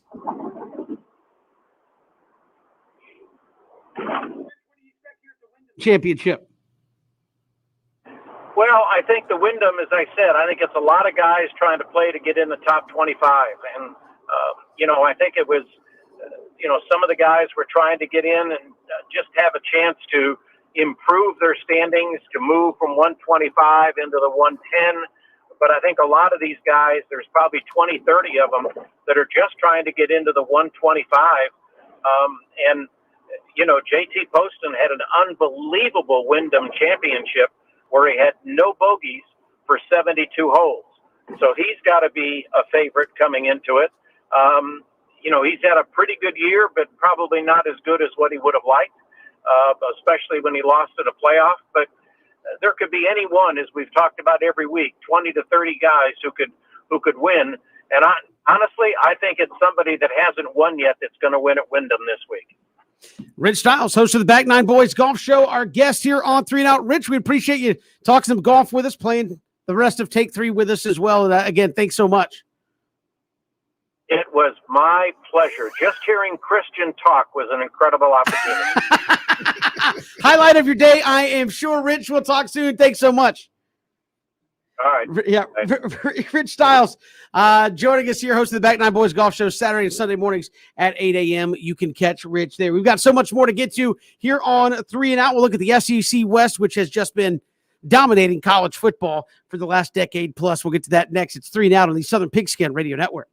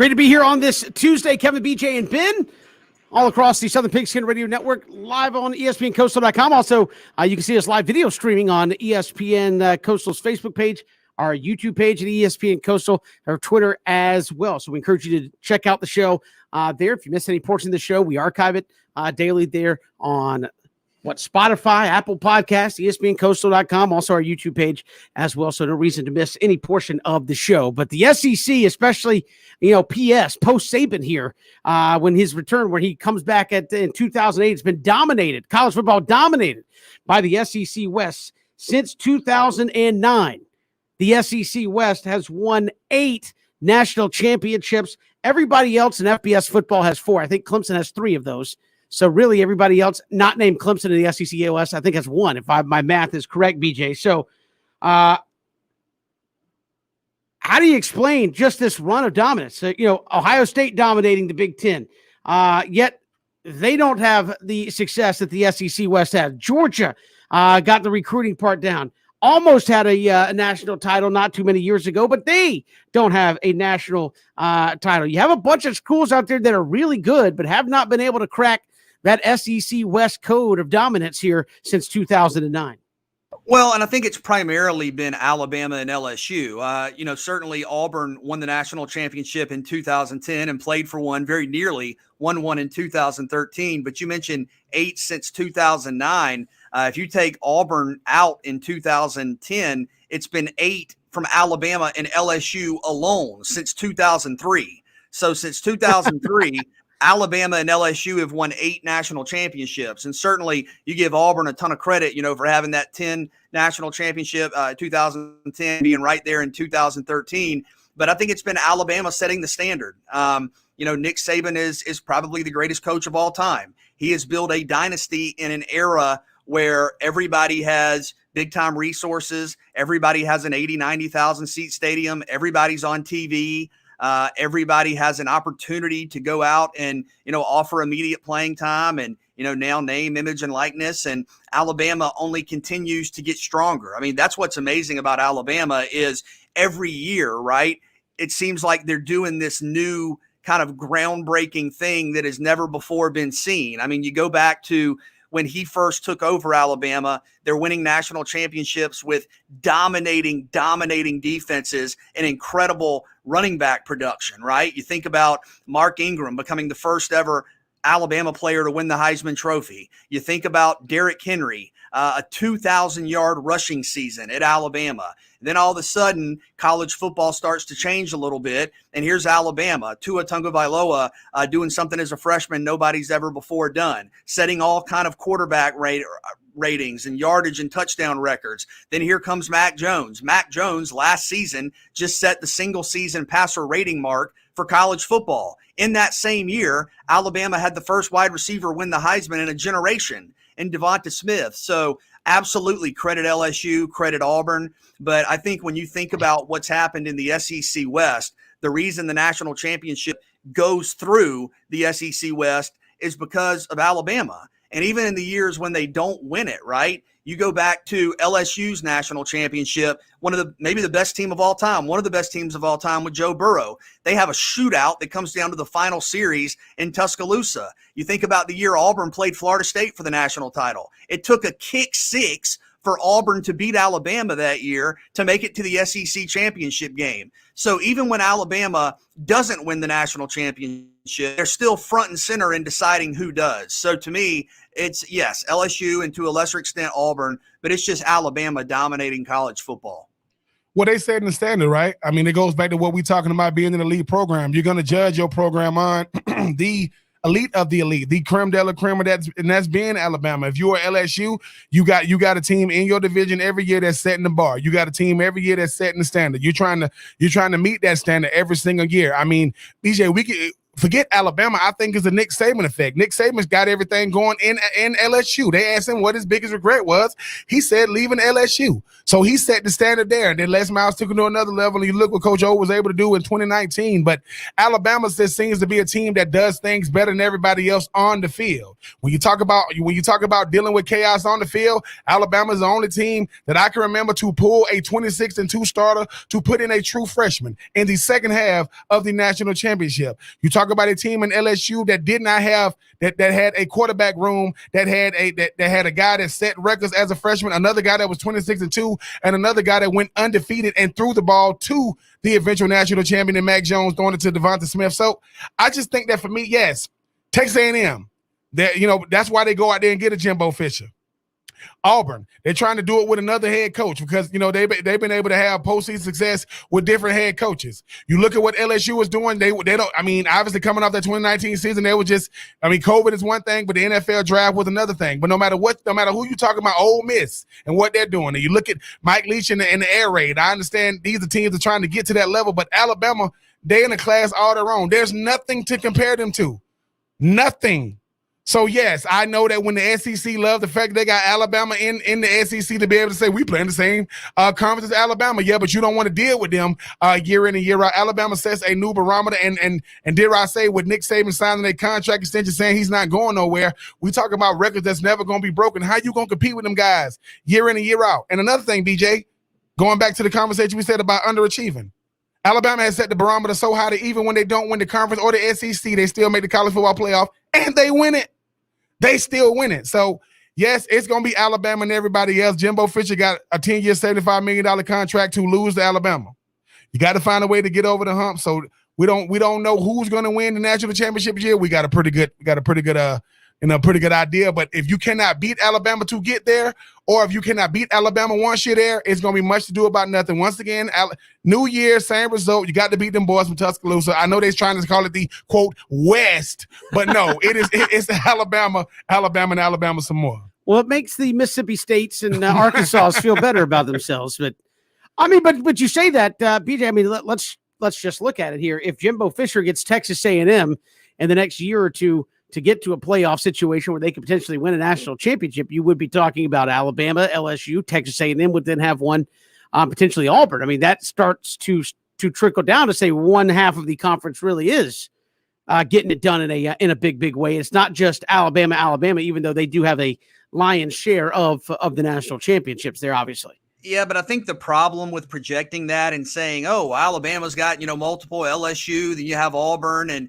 Auburn's was over a decade ago. And you talk about Texas A&M, and look, Auburn's absolutely been a national name, but I go back when I think about the SEC West, and I think about the coaching salaries, and I think about the expectations, and I think about the infrastructure and the resources. My mind immediately wanders to the Kevin Thomas premise, which you have long said about the SEC. And SEC fans, I hate this for you, but the Kevin Thomas reality is that somebody has to lose. And if you're going to have a division where Alabama expects to go undefeated and win the national championship, LSU feels like they should win the national championship, Texas A&M feels like they should be in the playoff, Auburn feels like they should be in the playoff, Ole Miss is in the preseason top 25. Well, somebody's got to lose. Somebody's got to lose these games. And that, to me, is kind of one of the interesting kind of elements of SEC play. And, Kevin, you've said it for 10, 15 years, which is why I'll give it to you, is, yes, the SEC is the toughest league in the country. The SEC West is the toughest division in the country. And we understand that's why, you chant SEC, SEC, SEC. Maybe we're a year or two away from SEC West, SEC West, SEC West. But the reality of that is somebody's got to lose. And that's why it's interesting when you look ahead, to this fall, for example, you have Alabama, LSU, and Texas A&M, who in the last 3 years have all either won a national title or finished in the top 5. Well, all three of those teams can't finish in the top 5 in 2021. It just can't happen. So whereas I understand the conference pride and the division pride and, talking about how difficult your schedule is, at some point that's going to manifest itself in a disappointing way, right? Ben, you said it. Jimbo Fisher's getting paid $75 million to lose to Alabama. So something's got to give here with all these teams. But BJ, think about what you were saying too, though. We get to talking about elite, right? And something that we said, just because you're elite doesn't mean you're underachieving. Well, if you're LSU, you don't know nothing about underachieving because you put together one of the greatest teams. And you beat Alabama. That was the first time the LSU won against Alabama in a long time. If you Auburn and you had Cam Newton, you did it. So we get caught up in how many. No, you did it. Because people are going to say, oh, yeah, that 2010 team. Oh, my God, that 2019 team. So when you start talking about the SEC West, that's what makes it even sweeter because of who you had to do. If you in the SEC East, you might have caught Alabama in the SEC championship game to win it. If you're in the SEC West, you have to deal with the boys from Tuscaloosa in order to have any kind of a season. I mean, Cam Newton was down 21-3 and beat Alabama. LSU, great game against Alabama with when they had that great team in 2019. So when you talk, once again, it comes down to not that you won. Who did you beat? Who did you go up against? So yeah, the SEC West, it is the premier conference in college football because Alabama is in it. Point blank, period. I mean, you can say all this other stuff. I mean, but if you can beat Alabama, that just shows. And it goes back to what we were saying about, underachieving. When Alabama loses, everybody says, what? Alabama lost to who? And look who's beating Alabama. LSU. Deshaun Watson. Trevor Lawrence. These are the teams in Ohio State. And what do these teams have in common? Natties. Ain't that crazy? Oh, man, yeah, Ohio State, Urban Meyer, I beat him at Florida. So at Florida taught me who I need, what I need. I need a quarterback with a big arm and a big-time running back in Ezekiel Elliott, and I need guys like Michael Thomas and a big-time defense. Check. So I'm just saying, if you could beat Alabama, you can win the national championship. Even if because Ohio State beat them in the college football playoff, and they end up going on to win the national championship. So, yeah, I know we try to say, Ole Miss and Mississippi State and Arkansas. No. LSU beat Alabama when they had Trevor Lawrence. When they had Joe Burrow and those guys, and arguably the greatest team we've ever seen. Deshaun Watson outplayed Alabama 2 years in a row and went 1-1 against them, and Trevor Lawrence beat two of those guys. So yeah, it's Alabama and everybody else. I can't stand them Alabama fans because no matter what they say, you got to sit there and take it because they saying every other year we win and win. Old Saint Nick.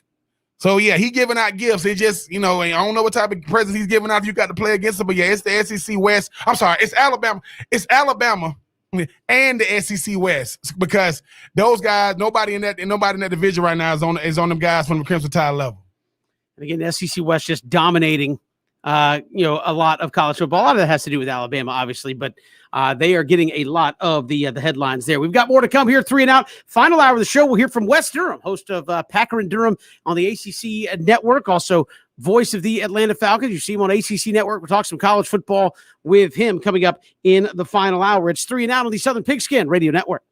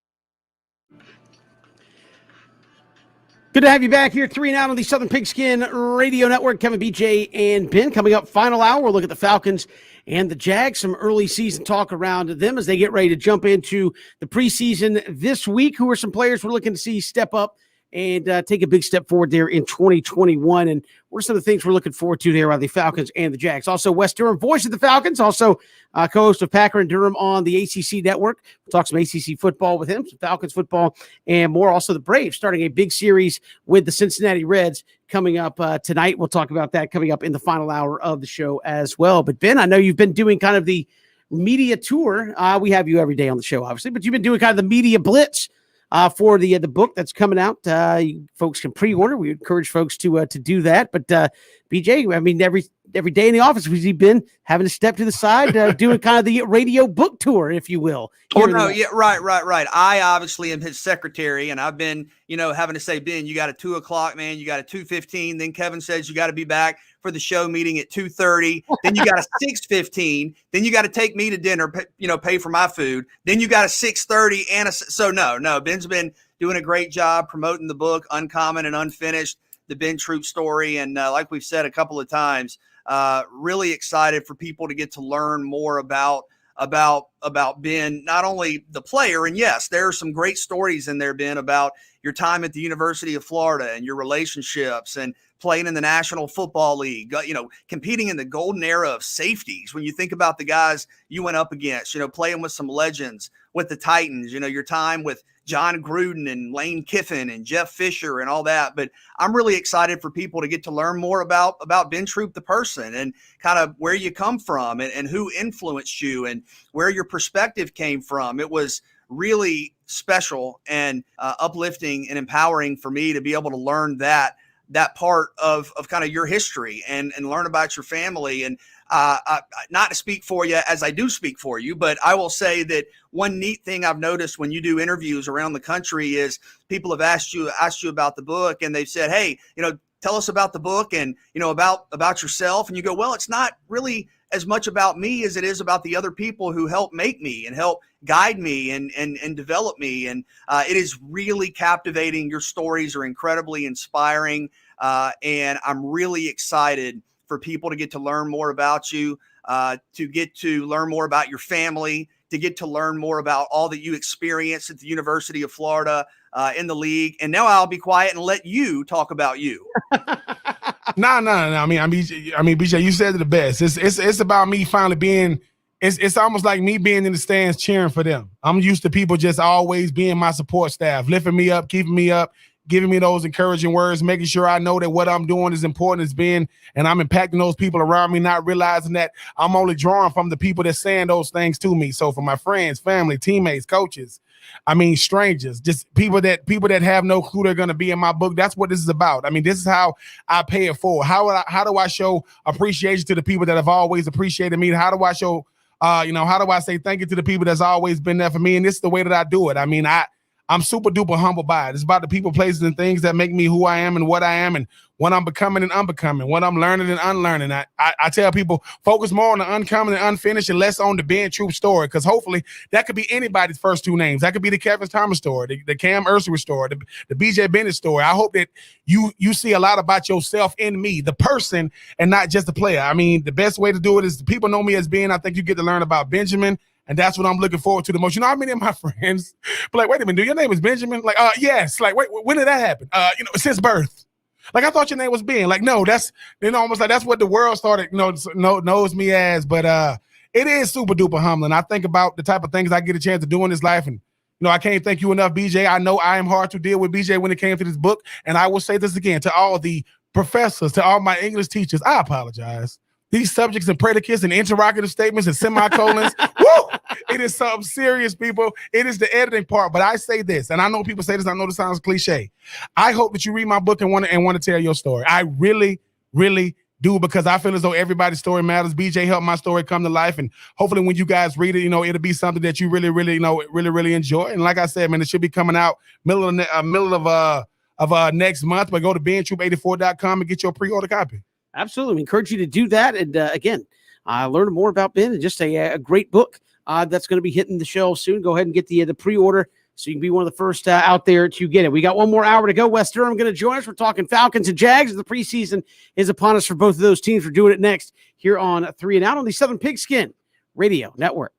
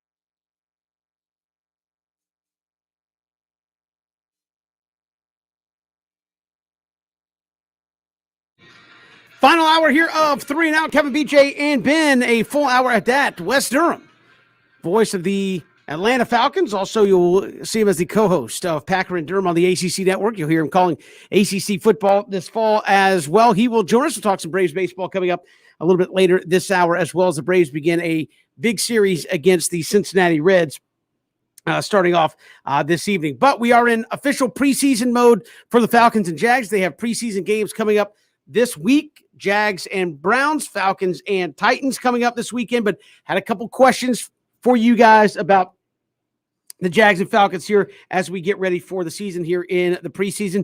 BJ, you'll handle the Jags end. Ben, you will handle the Falcons answers as well as we try to figure some of these out. A veteran that needs to step up, BJ, is whom? I'm going to say for Jacksonville, Taven Bryan. You're talking about a guy out of Florida that was drafted in the first round not long ago. He is a player that has been given, opportunities to start and kind of earn his role along the defensive line, along the interior of the defensive line, and has had some nice moments, but has not been able to be consistent. And one of the real struggles for Jacksonville last year was an inability to stop the run between the tackles. And you need linebacker play to improve, but most prominently, you need defensive tackle play to improve. And you have some guys you like, you have some guys you drafted, but Bryan was a first-round pick out of Florida right down the road. So I know there's some speculation, maybe if he has a bad camp, could he not make the final roster? We'll have to wait and see. But I think over the next couple of weeks, once he's healthy and is good to go, I believe is out right now. I think Taven Bryan, the former first-round pick, has got to help solidify that defensive tackle rotation for you. I mean, BJ, I'm gonna stick with a guy that came out of Florida, 3rd overall pick. That finally, a guy that they got a couple of years ago. This is gonna be Dante Fowler Jr. When you think about this defense and how many holes it has to fill, and one thing it needs to get more consistent at is a pass rush. How many years have we been talking about a pass rusher? For the Falcons. I mean, the last time they had a great pass rusher, who? John Abraham. I mean, I'm just saying. And then after that, they tried to go out there and get Dwight Freeney. And then I see him in Europe. I mean, they like these old guys that they want to bring back in to try to, So for me, it's going to be Dante Fowler Jr. I mean, when they picked him up last year in the offseason, people talk about the double-digit sack. He also had Aaron Donald next to him.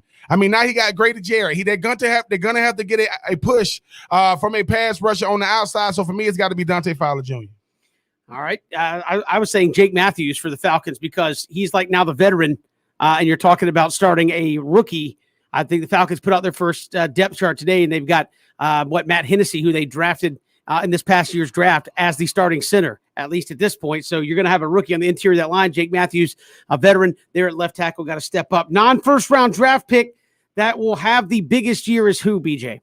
Andre Cisco out of Syracuse, the safety. And leading into the draft, he was one of my favorite players on the defensive board. And, Cody and I used to sit up here and do the mock draft simulators 50 times a day. And every time I did it, I had the Jaguars taking Cisco. And I was thrilled when they got him because Jacksonville needs a playmaking safety. Andre Cisco was a superstar at Syracuse in the ACC, can obviously tackle and defend in the open field, but he is a ball hawk. And here's what I like about him. As a freshman with the Orange, led the nation with 7 picks as a freshman a couple of years ago. As a sophomore, he tied for 7th in the nation with 5 picks. So when he's played a full season, he's been amongst the national leaders in interceptions. He's very smart, very savvy, very instinctive, can make moves just blink of an eye. He's made a jump on a ball. He's going to make some plays in pass defense, and it's going to be a big asset for the Jaguars.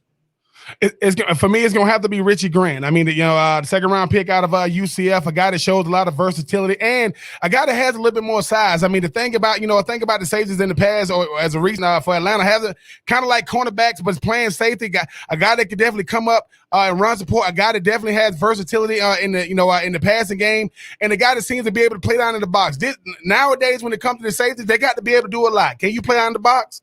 Can you be a good run stopper? Can you be a guy that plays like that one high and be able to go sideline to sideline? I mean, I saw Richie Grant a lot at UCF. I mean, we talk about those UCF teams and why they was in the national spotlight. He had a lot to do with that. So a guy that brings versatility, a guy that brings a tenacity to him, and a guy that brings a swagger to him. Give me Richie Grant. All right. Obviously, there's a lot to look forward to with both of these teams. What's the most exciting game for you upcoming? All right, I know this isn't a tradition-rich matchup, okay? You're not going to hear this and think, oh, Cowboys and Steelers. But I think Jaguars and Bengals in week 4 is going to be a real showcase game. Why? The quarterbacks. Jacksonville's going to have Trevor Lawrence.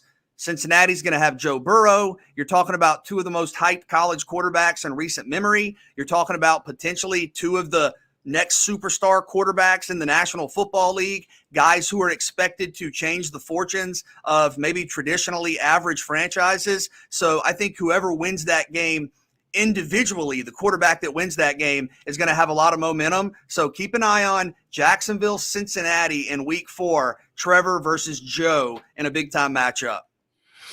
Because of all the trash talk, and I know this is, it's easy to go with, Atlanta versus Tampa, right? But I think it's going to be Atlanta versus New Orleans. If you look at the trash talk already going on with Cameron Jordan talking trash about Kyle Pitts, talking about he better be detached from the line because he put his hand on the line. I'm going to detach him from his little body. I think that's what you want, because even when Taysom Hill was out, right, they still had success against Atlanta last year. Taysom Hill got 2 career touchdown passes against Atlanta.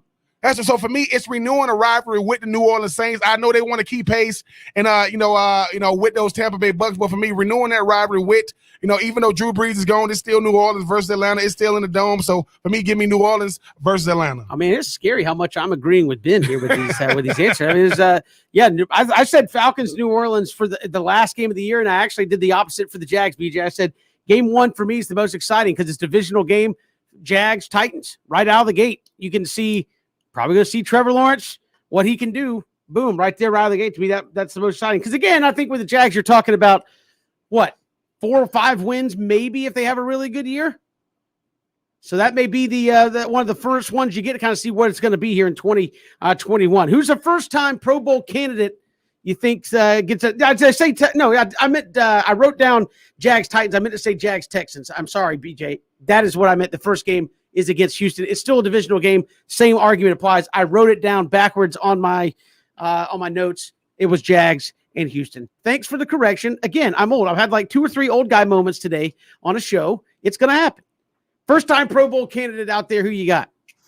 Laviska Shenault. And the young man, the second-year player out of Colorado, is getting incredible reviews here in camp. You saw him have a really big year last year in an offense that was kind of limited with what it could do, but he's 6'1", 227. He's physical. He's explosive. Jacksonville used him some in the offensive backfield last year. I think you're going to see that some this year. Wouldn't surprise me, Ben, if you see third down, passing downs, some shotgun formations where you have 3 wide receivers and Travis Etienne and Laviska Shenault lined up in the backfield opposite Trevor Lawrence. They're going to move him around. They're going to get him the ball. I think you're going to throw the football a lot with Trevor Lawrence in Jacksonville this year. And I think Shenault is an athletic mismatch for just about anybody. Nobody in the Jaguars or on the roster this training camp has been able to stay with him at all. I think he's going to have a monster year. And now that you have Marvin Jones, now that you have some other weapons, I think he's going to be able to find favorable matchups in coverage as well.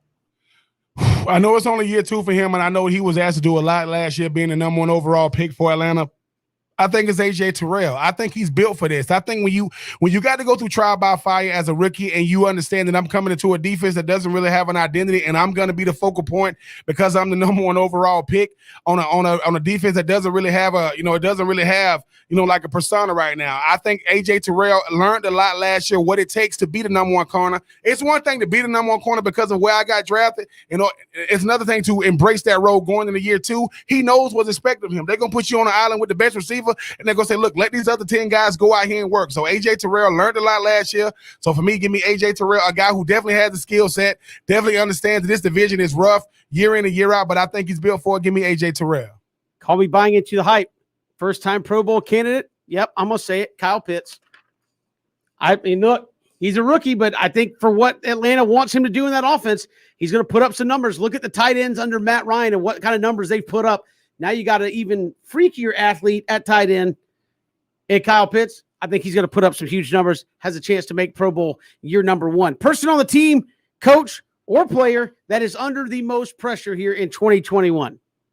Right now, I think it's C.J. Henderson, the former top 10 pick for the Jaguars. And there were some reports out on social media yesterday that maybe the Jaguars were shopping C.J. Henderson. I don't know how, I don't know what the latest on that is, but I think, assuming he's with the team, he's a guy that you drafted in the top 10. He's a guy that starred in the SEC. He's a guy that looks the part, can play the part of a number one corner. And if you look at, Griffin on the other side, potentially to go with CJ at the other corner spot, that's a pretty big, pretty impressive tandem. And you were not able to get a full season out of Henderson last year. I think you want to see him take that next step. And Jacksonville's got to identify some more young playmakers defensively. You have Josh Allen, you have Miles Jack. You got to find out who else you have. And I think the hope is that C.J. Henderson can emerge as a number one corner and be a star on the perimeter for this team.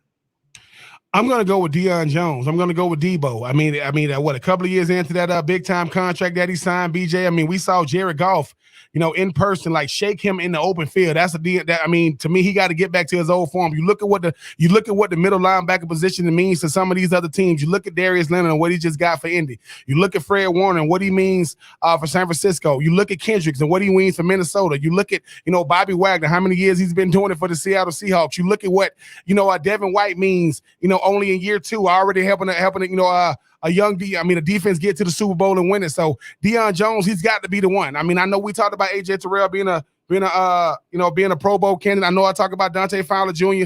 being a guy, that has to go out there and step up. But Deion Jones, he's got to be the best player on that defense. He's the one that gets everybody lined up. He got to be a heat-seeking missile. He got to be a guy that goes out and can cover, that can run.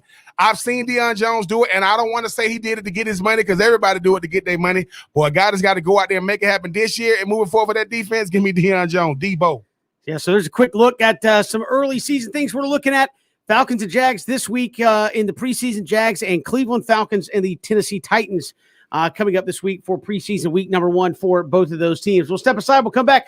Wes Durham, voice of the Atlanta Falcons, also co-host of Packer and Durham on the ACC Network. He will join us coming up here on 3 and Out all across the Southern Pigskin Radio Network. We're streaming live, ESPNCoastal.com. You can also catch us live on Facebook, Twitter, and YouTube. We're coming back. Wes Durham next here on 3 and Out.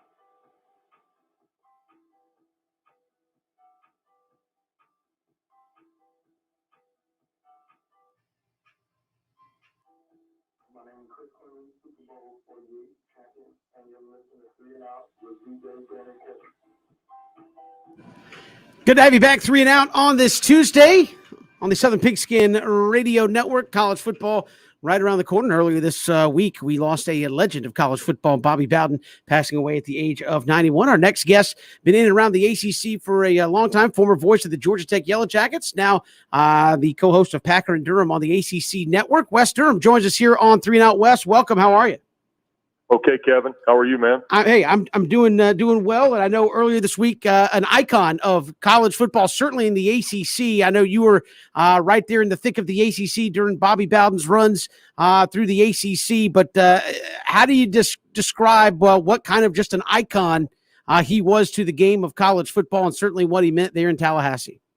Well, I think that's the one thing you talk about is we're talking about legacy here. You're talking about years of service, aren't you? I mean, the mid-1970s to, late in the 2000s, Bobby Bowden he turned Florida State into a punching bag in many respects as a football program, into a juggernaut. And I'm not sure we're ever going to see the 14 straight years of top 5 finishes in an EAP poll ever again. I just don't know how that happens in the world we're getting ready to get into or the world we're in. But it's an amazing run. But I think we're all starting to find out that like coaches of that ilk, and I'd throw Dean Smith and potentially John Wooden in there, maybe even Bud Wilkinson in Oklahoma, although I don't think his tenure is half the length of Coach Bowden's. And I think when Mike Krzyzewski retires, we're going to hear this too, that it's the legacy of the players. It's the legacy of the relationships. It's the legacy of what he means to them 20 and 25 years later. I think that's all a part of what it becomes when you stay as long as Bobby Bowden did at Florida State. You have the kind of success he had. And Wes, when you look at building Florida State into the dynasty he did, what do you attribute that to? I mean, a player's coach, build his program on relationships. Was that a leading part of the success he had? Well, I think some of it's pretty simple. The one that I would point to most notably is Florida State wanted to be in the football business. And I think there was a time in this country where you had to make the conscientious decision that you wanted to be successful. And if you wanted to be successful, I think you could be. And for that reason, I believe that Florida State went ahead and took the reins and said, okay, we're going to get in this game. I just think that that's part of it. The second part of it was he had experience being there as an assistant coach. Then he went to West Virginia, had some success, and they were able to bring him back. And when they brought him back, I think he was ahead of his time in understanding how valuable a staff was. I think he had followed Bear Bryant as a kid and obviously as a player at the collegiate level when he went to what is now Samford. It wasn't then at the time. And then I think the other thing is he saw coaches of major college programs in the Southeast at a time when coaching staffs were really important. I mean, you ask anybody, Bobby Dodd's staff at Georgia Tech, really important. What Ray Graves had at Florida in the heyday, that was really important. And I think he understood what Bear Bryant, Shook Jordan had and things like that. And Bobby Bowden conscientiously built a really good staff. I mean, look at all the guys that stayed a long time there too. And I think there's something to be said about that kind of loyalty and that kind of building. And then, we all knew Florida was going to bubble over with talent just when the population boom hit in the late 60s and early 70s. And that didn't hurt either for sure.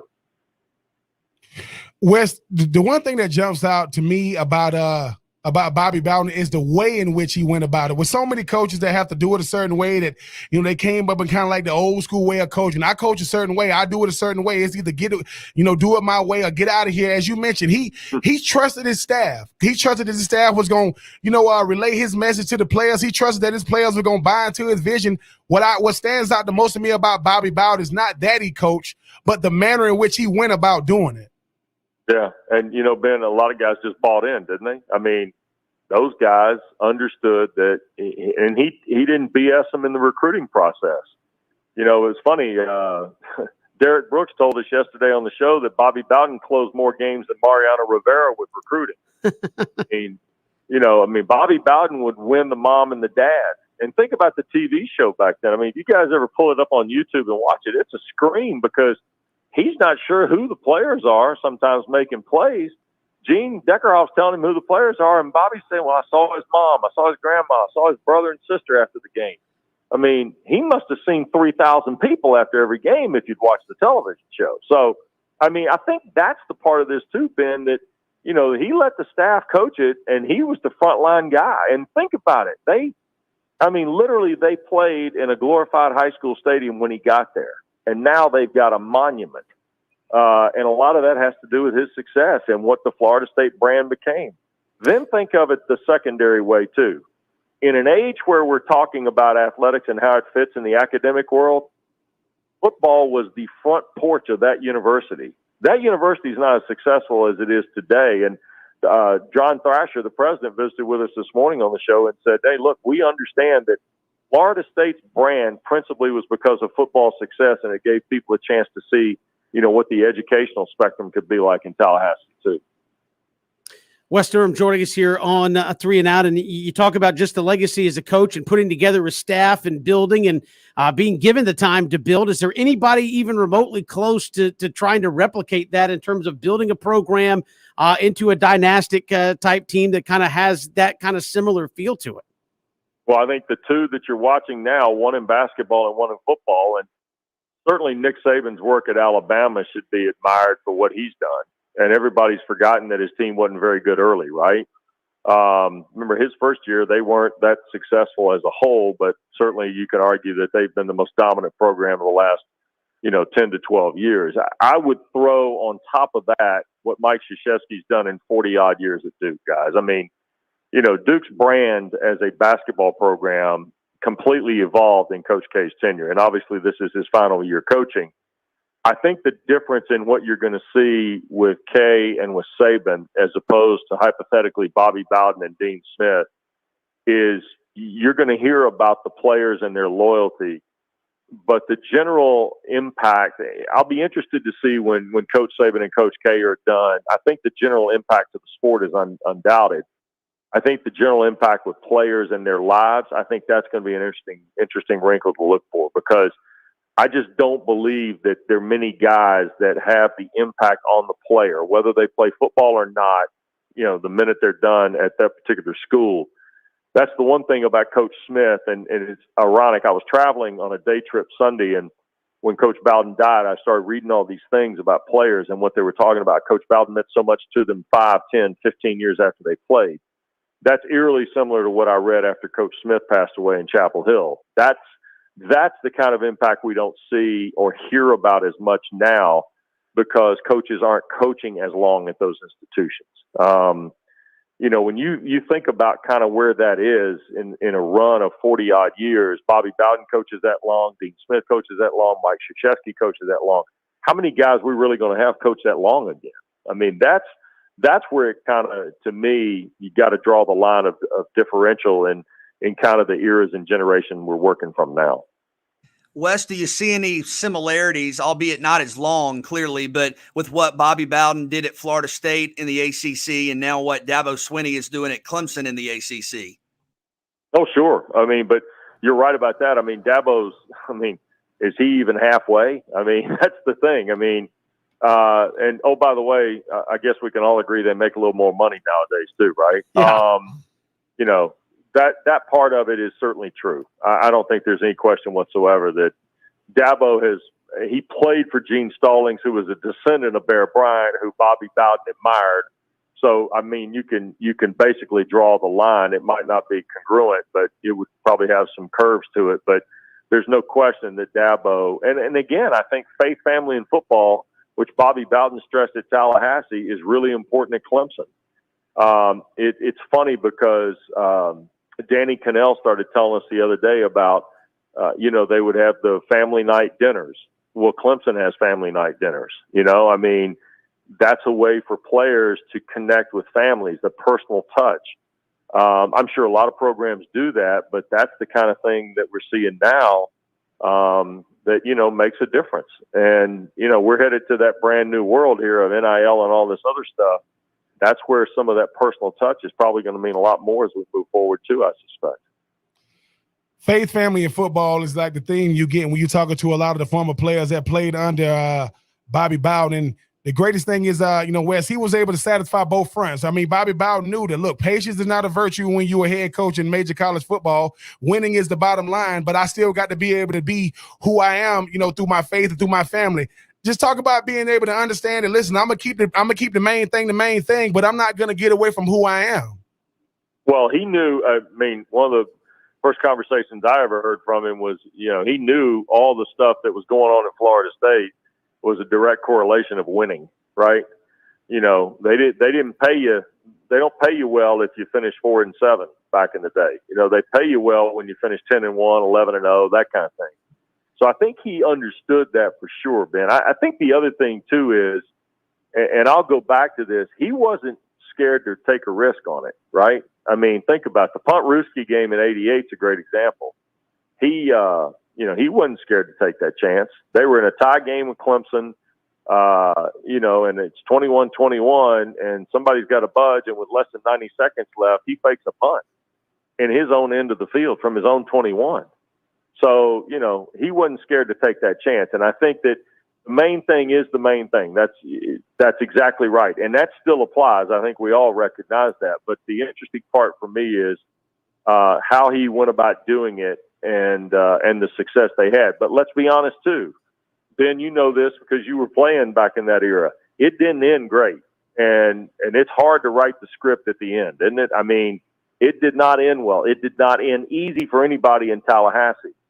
But the legacy that he left is undisputed. That was a winning legacy that Florida State certainly carved out in his time. Wes Durham joining us here on 3 and Out. And finally, Wes, to that end, what can we learn from, you've talked a lot about Bobby Bowden and the Mike Krzyzewskis, from letting tenures kind of play out? It seems like you look back at the totality of Bobby Bowden's career and you'd say in today's climate, he might not be given a chance to stay that long there at Florida State to see it through. Is that just a bygone thing of the past, or is there a lesson to be learned there about, hey, if you have a coach that's doing it the right way, that's really building the program, sometimes it just takes some time to fully see it to fruition and see how it comes out on the other end? I just that guy sitting at the table with you about having patience.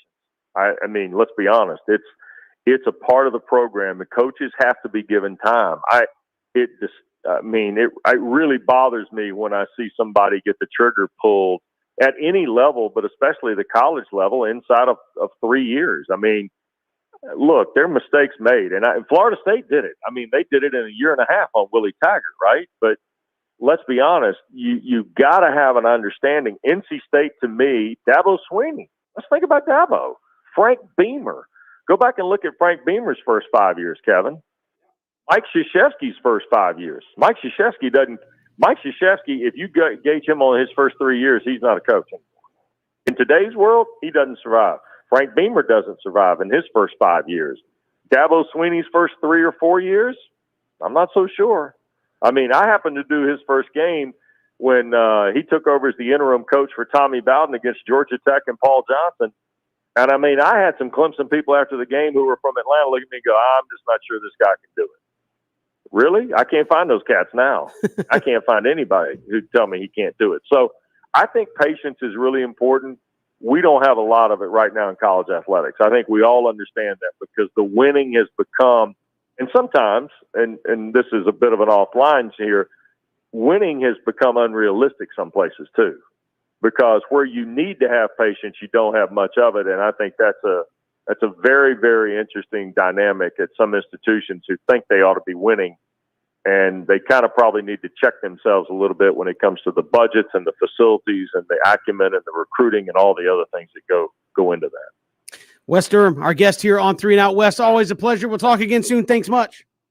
All right, guys. Be well. Stay safe. Will do. Wes Durham joining us here on 3 and Out. And BJ, that last point I brought up with him, just so apropos, because you think about it, and that was the guy that came to mind, was Dabo Swinney, a guy who was dangerously close to not being the coach at Clemson much longer, right? They were like, hey, we brought you in to replace Tommy Bowden because we wanted to get from 8 and 9 wins to 10 and 11 wins. And he was dangerously close to maybe having somebody else take that job, and look where it got him just by riding it out and pushing through it.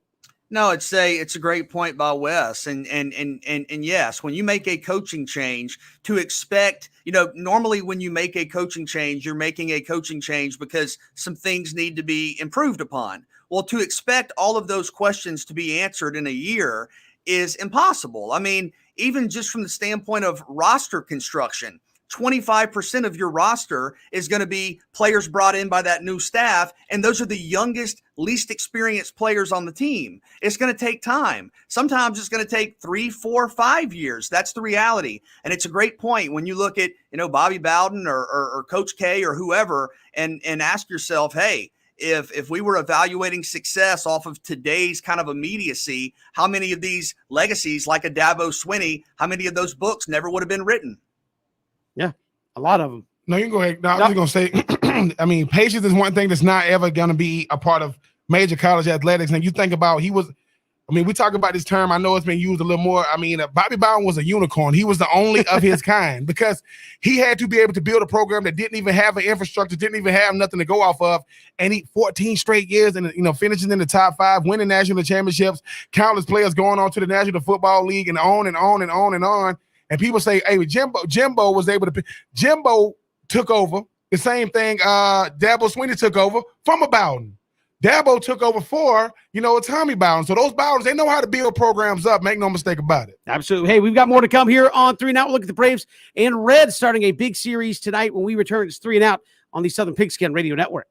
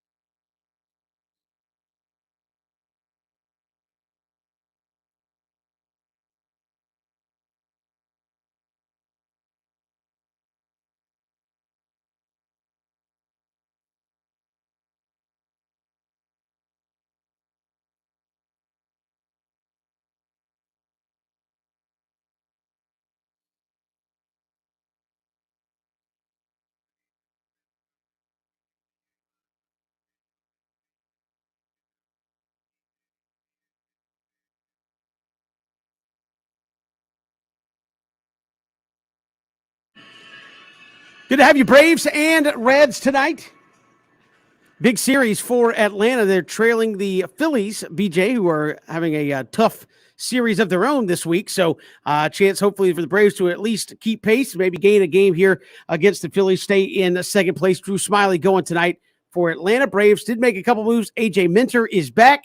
Shane Green is DFA, designated for assignment. So not coming back anytime soon is Shane Green, although he really pitched poorly for the Braves during his time. And do expect to have Travis Darno back tomorrow with the Braves. He is catching an Ian Anderson rehab start tonight in Gwinnett. So both of those working together. And then Travis Darno back in the lineup tomorrow, apparently. And I would imagine it's either going to be Stephen Vogt or Kevin Smith getting the DFA there once that happens. We'll have to wait and see what the Braves do. But again, this Braves lineup changing by the day and trying to get it stronger as they head into the crucial weeks here coming down the stretch. Yeah, big series, no doubt. And you mentioned Darno and Anderson. You'd love to have those guys back up as soon as possible, which tomorrow with Travis Darno and hopefully a couple of days for Ian Anderson back up at the major league level. But I look at Drew Smiley, and he had a rough start to the season, had a couple of good starts. Got his ERA close down to 4, and now the last few starts have not been great, and his ERA is at 4.5. And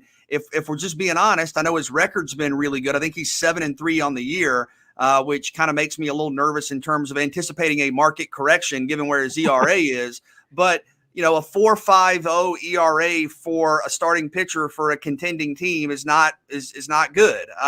It could be serviceable, but you need to have Drew go out and be a little more effective, as he's shown he can be. And what seems to be the key for Drew Smiley is managing his pitch count. And it's interesting, Kevin, because the last month or so, he's been a very high strikeout guy, right? Like he'll get 2 strikeouts in the first, a strikeout in the second, a couple of more in the third. But when that happens, you build up your pitch count, right? Is if you're going deep into counts and striking guys out, you're going to have 15, 16, 17 pitch innings. And what's happened to Drew a couple of times in the last month is you've had a good 1, 2, 3, 4. You get into the 5th, maybe you already have 70 pitches on your arm, and you give up a 3-run home run, and the whole day is ruined. So I think for Drew Smiley, the key is if you're getting those strikeouts early, and that's great, if you're starting to kind of lose a little bit of steam midway through the game, let Snitker know. Don't be afraid to be honest. Don't be afraid to maybe try to be a little more economical if you get some high pitch counts, because he's had innings where he's been lights out, where he's been striking guys out, and he's been really good. But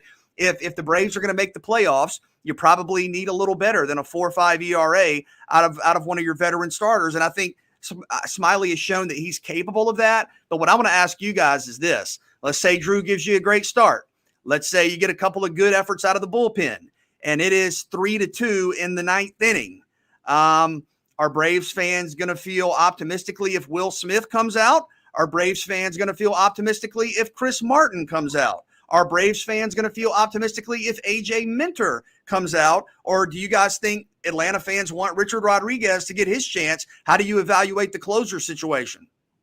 I mean, it's very, very up in the air, BJ. I mean, especially if Will Smith comes out. But I think that you got to earn your money. I mean, you can't just not play him. And I know that when it comes to the bullpen, that's always going to be that sketchy part, or for that uneasy decisions when you're talking about who Snit goes with first. I mean, these guys got to start getting in a rhythm. I mean, when you look at what this Brave team has found a way to do, they found a ways to go out there and let everybody kind of get some time to kind of get back to what they do. And you're winning games. And once again, this bullpen can't be the reason why the Braves are losing. When it used to be, first it was, can the starter get you to 6 innings? Because it was 4, maybe 5. Then when it's 6, think about it now, guys can get you to 6 innings with a lead and not a high pitch count. Okay, well, let's go, bullpen. It's time for you. And the thing is, a bullpen is always by committee, right? It's not going to be just judged on one guy.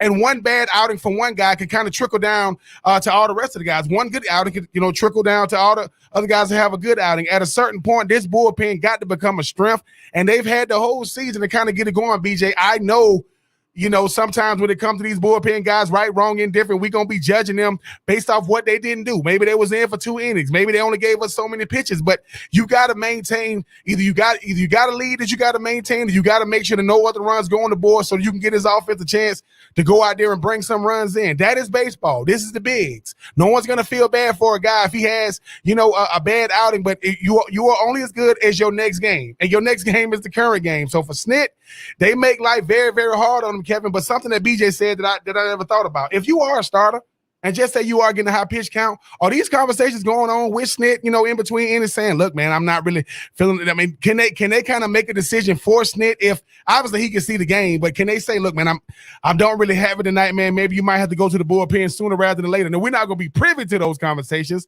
but do those type of things happen? They should, but no major leaguer is going to say, I ain't got it. Not until they go out. They're not going to use those words. They're not going to use those words, but they're going to, hello? Yeah, you see me out there, right? Man, no call back. I'm just saying. But BJ, I mean, this is the one that, you think of it's the Reds, and people go, oh, but the Reds are actually, quite a solid baseball team. You think back and people kind of lump them in with the Pirates as teams are like just proverbially bad. But the Reds have actually gone out the last few years. Trevor Bauer spent some money to try to improve their ball club, and now obviously have been a team that is trying to compete. They were in the playoffs last year. If people remember that big Trevor Bauer showdown that the Braves had. But obviously this is a franchise that, much like the Braves has done, the Reds are trying to get themselves back into relevance consistently in Major League Baseball as well. And they have Sonny Gray going tonight, a guy who's had a lot of success in the majors. But I think the key is avoid Nick Castellanos, make somebody else beat you. I mean, when you have a guy who's probably going to win the batting title and might win the MVP, you kind of want to pitch him, out and away, just right. Like, yeah, don't leave it down the middle for him to kind of serve it up to you, make somebody else beat you. But I'll go back to the question, Kev. I mean, Ben, if it's the ninth inning and it's 3-2, and let's just assume that some non-closers got you to that point, Chavez and Matzik. Yeah. I want Rodriguez coming out. I want Richard Rodriguez coming out to close the game. Yeah, I'm about through with Will Smith, just being honest. I think it's just the worst case scenario almost every time he comes out there. Even when he's gotten out of it, it's one of those things where it's like, okay, you got it, but it was a struggle to get there. And, I kind of go back to one of my favorite movies, The Little Big League, where the kid becomes a manager of the Twins and he has to cut his favorite ball player. And he's like, he's like, don't you think it's a little odd when you get this excited about a ground ball? Like, don't you think it's odd when you have Will Smith out there, you're getting excited because he only gave up 2 runs in the ninth inning and didn't blow it? Like, that's where I think I am with Will Smith. And yes, Richard Rodriguez, I know he closed for the Pirates, didn't get a lot of opportunities, but yeah, put him out there. Let's see what he can do. And let's let Will Smith try to figure it out and get it back some way, shape, or form. Maybe he pitches the 7th or 8th inning until he kind of regains his confidence. But yeah, I don't want to see Will Smith out there in the 9th inning. Kevin said, "Quote, I am done with Will Smith." No. Listen, I like the closer. I like definitive Kevin Time. I don't want no nonsense. I am done with. But and you know what? And you know who's gonna go with BJ? Because we talking about it. Give me Will Smith. Why? Because he gets paid. We're not gonna pay him to watch. And hopefully, man, some of this great momentum from the offense will spill over into the bullpen. But I'm with Kevin. It's rough, BJ. I'm not saying he doesn't get to pitch. Just not the 9th inning. Just not That's the all. ninth. Yeah. You can still pitch. Maybe not the 9th. You can still pitch. We need 3 outs, and he can't get them. Yeah. I just need a drama-free 9th inning. Is that too much to ask? Especially when you have a 3-run lead. I mean, BJ, how many times did we see it a couple nights ago? The Braves were up 2. It's like, all right, Will Smith, you have a 2-run lead. All you have to do is not give up. Oops. But dude, then Chris Martin comes in. All right, we're going to try Chris Martin out. Double. I mean, it's like I think Rodriguez has earned the right to be the guy, and I think other guys can be effective, like you said, in other situations. I agree. Hey, we've got more to come as we count you down towards Braves and Reds. It's 3 and Out on this Tuesday on the Southern Pigskin Radio Network.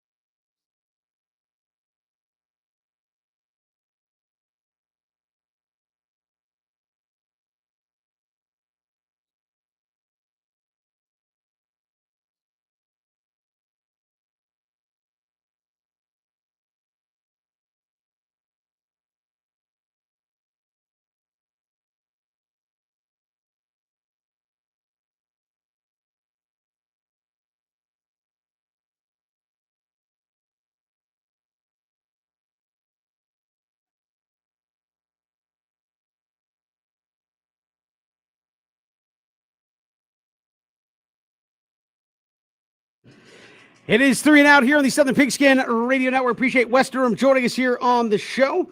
Also, Rich Styles joined us back in hour number 2 as well as we get ready for Braves and Reds tonight. As BJ said, a chance for the Braves try to get closer to the Phillies as they are in second place, just ahead of the Mets. And hopefully the Mets are in full Met mode, which means implosion, right, BJ? That's what we're all hoping for. And then you have the Phillies taking on the Dodgers. So real chance for the Braves. But I got to ask you this, Kevin, because I don't know if you've been in the sales office today. You see Ben brought his old Florida Gator jersey back up here today. And Ben, I don't know if you saw this, but I kind of turned around the corner. It looked like Christian had your helmet on and your jersey on. He says he's a Bulldog fan, but he had the jersey on and the helmet on, was trying it all on. Christian, I think, is undercover Florida Gator. It's fine though, right? Like he's an undercover Florida Gator. He don't want me really saying that. But think about this. You know how like you do stuff like in person that you usually do by yourself? Christian was finna really put it on the front of us, and you was like, what are you doing? I wasn't really doing that. No, it's okay, Christian. Like underneath it all. Like I asked Christian this. I said, Christian, if you would have born in the state of Florida and you was a Florida fan and you worked in Georgia, how much would Georgia fans hate? Oh my God, they would hate me. So all I'm saying is, Christian, at the end of the day, I will get you a helmet. I will get you a Florida Gator starter kit, and no one will know, and you can wear it at the crib. I'm saying, Kevin, Mr. Georgia Bulldog was eyeballing that jersey. I mean, eyeballing the helmet. I don't think he's in danger of heading over to become full-on Florida Gator fan at this point. Maybe, but I don't think so. We'll see you tomorrow here on 3 and Out. If you missed any portion of the show, go to our YouTube page. At ESPN Coastal there on YouTube, also Spotify, Apple Podcasts, or ESPNCoastal.com. We will see you tomorrow, a Wednesday edition of 3 and Out all across the Southern Pigskin Radio Network.